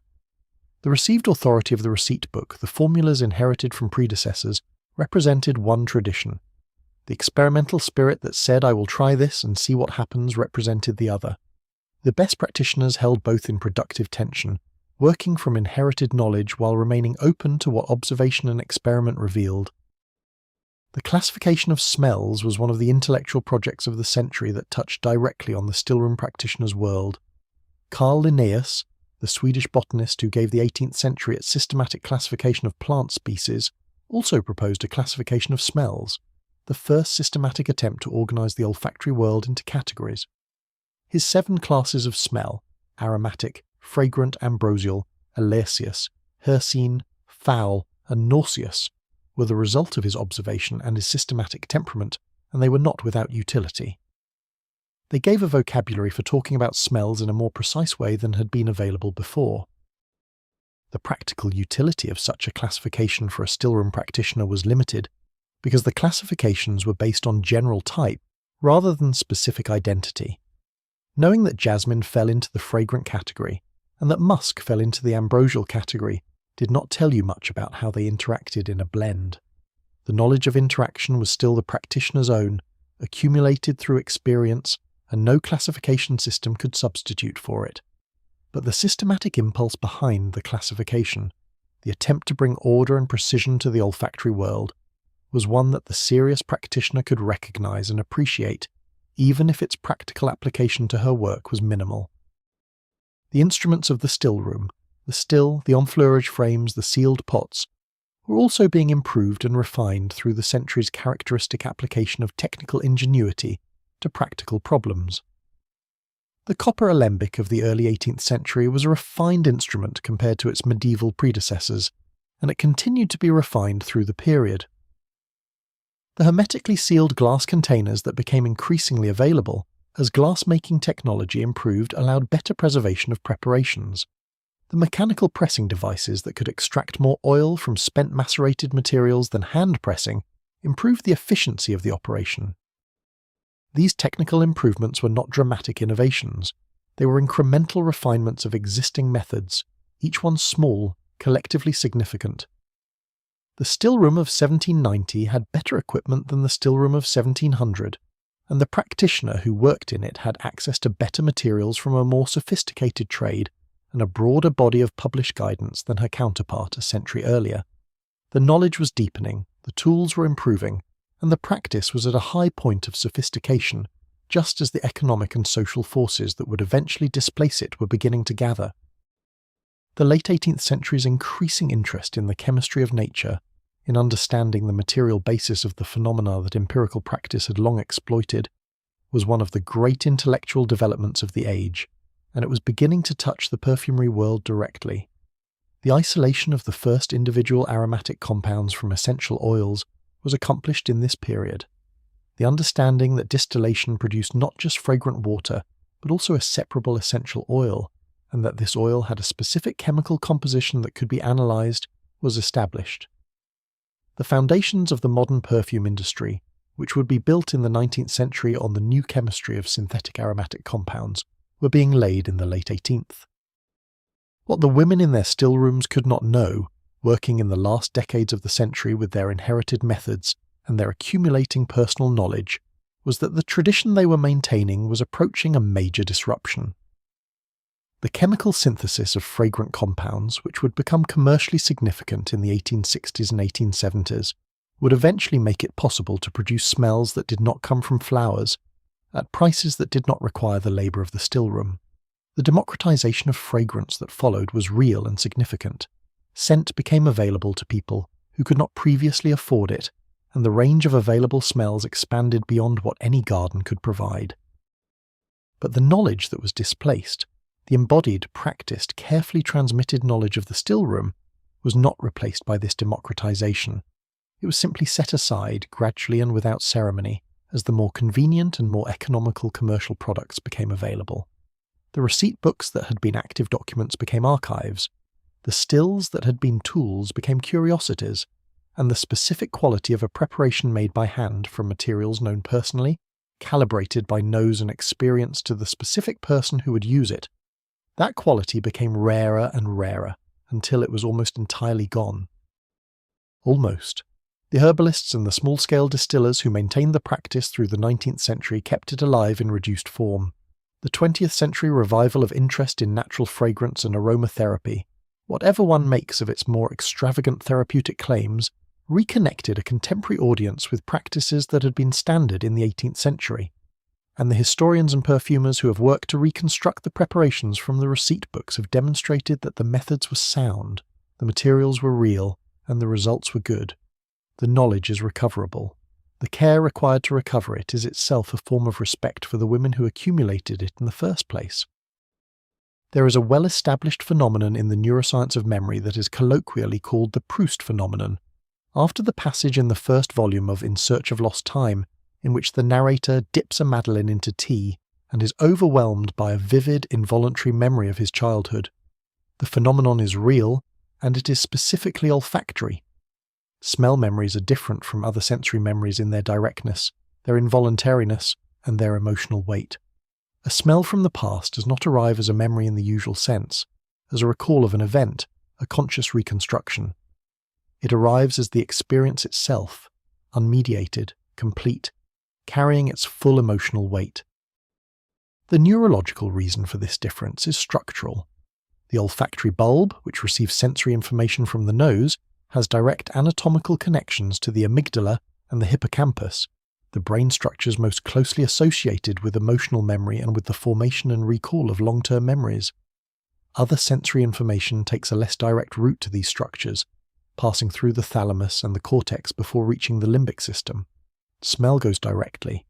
This is why a smell from childhood can arrive 30 years later with the full force of the original experience, bypassing the interpretive layers that moderate other memories. The 18th century did not have this neurological knowledge, but it had the observations that the knowledge explains. The literature of the period is full of moments when smell triggers memory, with an unexpectedness and an intensity that the writers found worth noting. The smell of a specific flower or a specific preparation recalls a specific person, a specific place, a specific time, with an immediacy that other sensory triggers could not achieve. This was not considered mystical or exceptional. It was considered a characteristic quality of smell, one of the things that distinguished olfactory experience from visual or auditory experience. The women who made perfume in the 18th century were, whether they articulated it or not, making memory as much as they were making fragrance. a preparation associated with a specific person, the rose extrait that one's mother wore, the lavender water that scented the sheets at a childhood home, the specific composite preparation that was the signature of a beloved household, would carry that association permanently. Every subsequent encounter with that smell would activate the memory. The smell and the memory would become so closely linked as to be inseparable. This quality of smell, its extraordinary mnemonic power, made the preparations of the still room something more than pleasant. They were temporal objects, objects that carried time in themselves and released it on encounter. The sealed pot of rose pomade, opened after a year, released not just the smell of roses but the smell of the roses of that specific summer, combined with the smell of the kitchen garden they came from, and the smell of the hands that harvested them, and the smell of the still room where they were worked.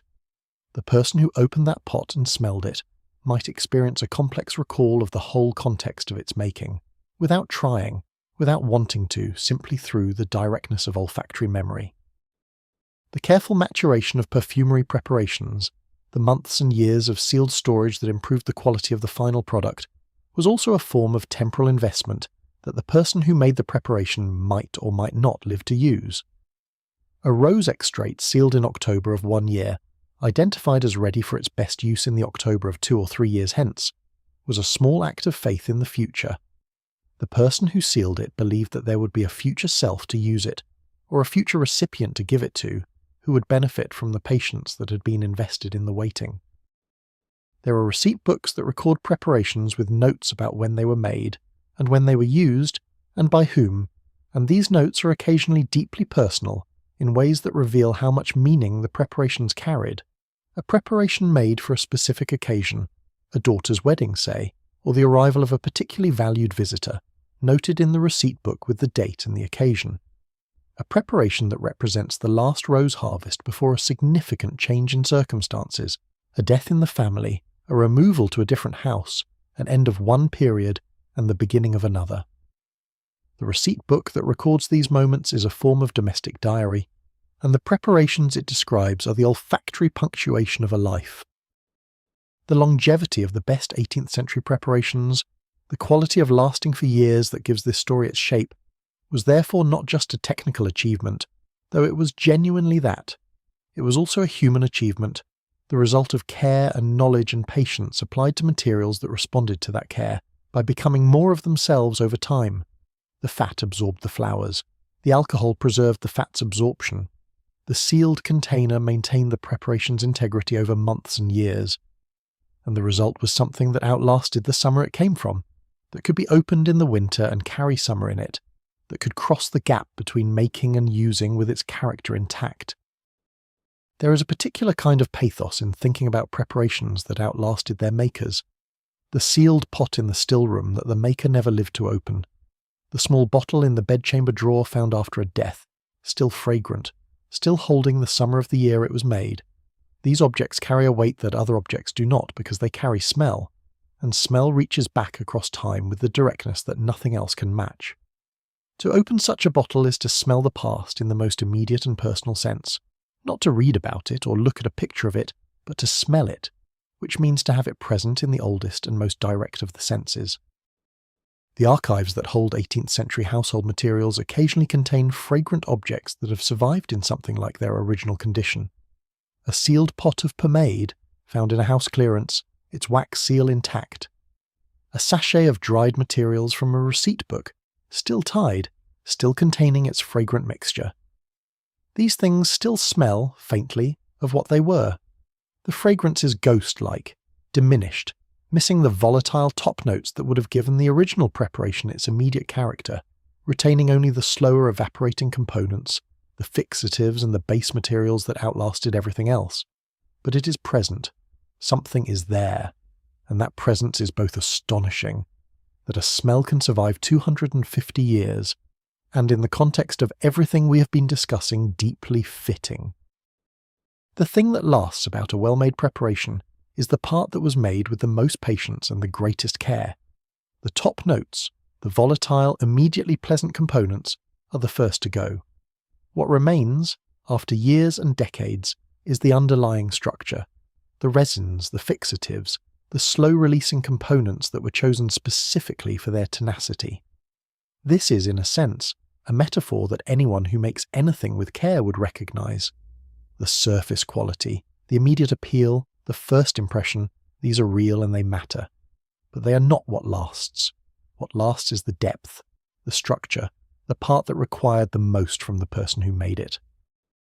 The receipts that survive and the preparations that can be reconstructed from them carry something of this quality. Not the freshness of the original summer's roses, that is gone, but the intelligence of the original maker, the choices she made about which materials to use and in what proportions and how to process them. That is present in the structure of the receipt, recoverable by anyone willing to work from it with the seriousness the work requires. The knowledge that was encoded in those receipts is itself a kind of lasting quality. Not the smell exactly, but the knowledge that produced the smell, the understanding that can produce it again. There is a phrase that appears in several forms in several different 18th century sources, the smell of a good house. It is used to describe something recognizable, something valued, something that tells you before you are fully conscious of it that you are in a place where things are done well. The smell of beeswax and clean linen and flowers and the faint background of good wood polished over many years. The smell that the stillroom produced and distributed through every room, that accumulated in the fabric of the house itself over decades of good management.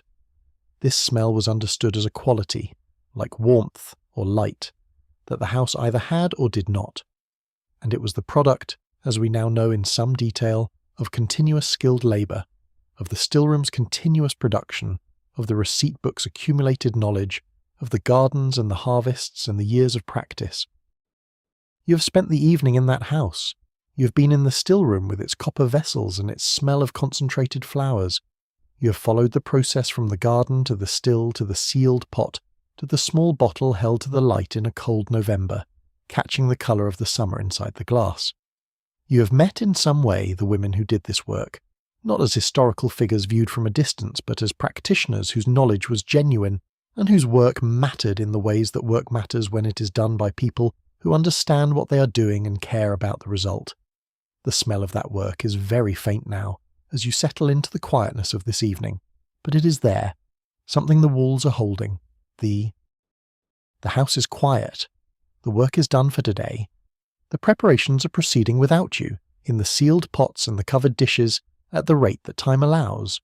Sleep is a kind of enfleurage, perhaps. The slow, patient work of absorption, of integrating what the day has given, of becoming more of what you are through a process that works best when you are not attending to it, when you have surrendered to it, when the sealed container of the night does its quiet work. Let it work. The stillroom will be there in the morning. The flowers will be there in the morning. There is always more to learn, always more to make, always another season's harvest to tend to. But that is for tomorrow. Tonight is for rest. Tonight is for the slow, unhurried, patient dark. Thank you so much for watching. If you enjoyed this story, please consider leaving a like and subscribing. It really helps us keep making more content. See you in the next one. Did your grandmother or great-grandmother keep a receipt book or make things from scratch that you still remember the smell of? A soap? A sachet? A remedy she made in her kitchen? I would genuinely love to hear about it in the comments.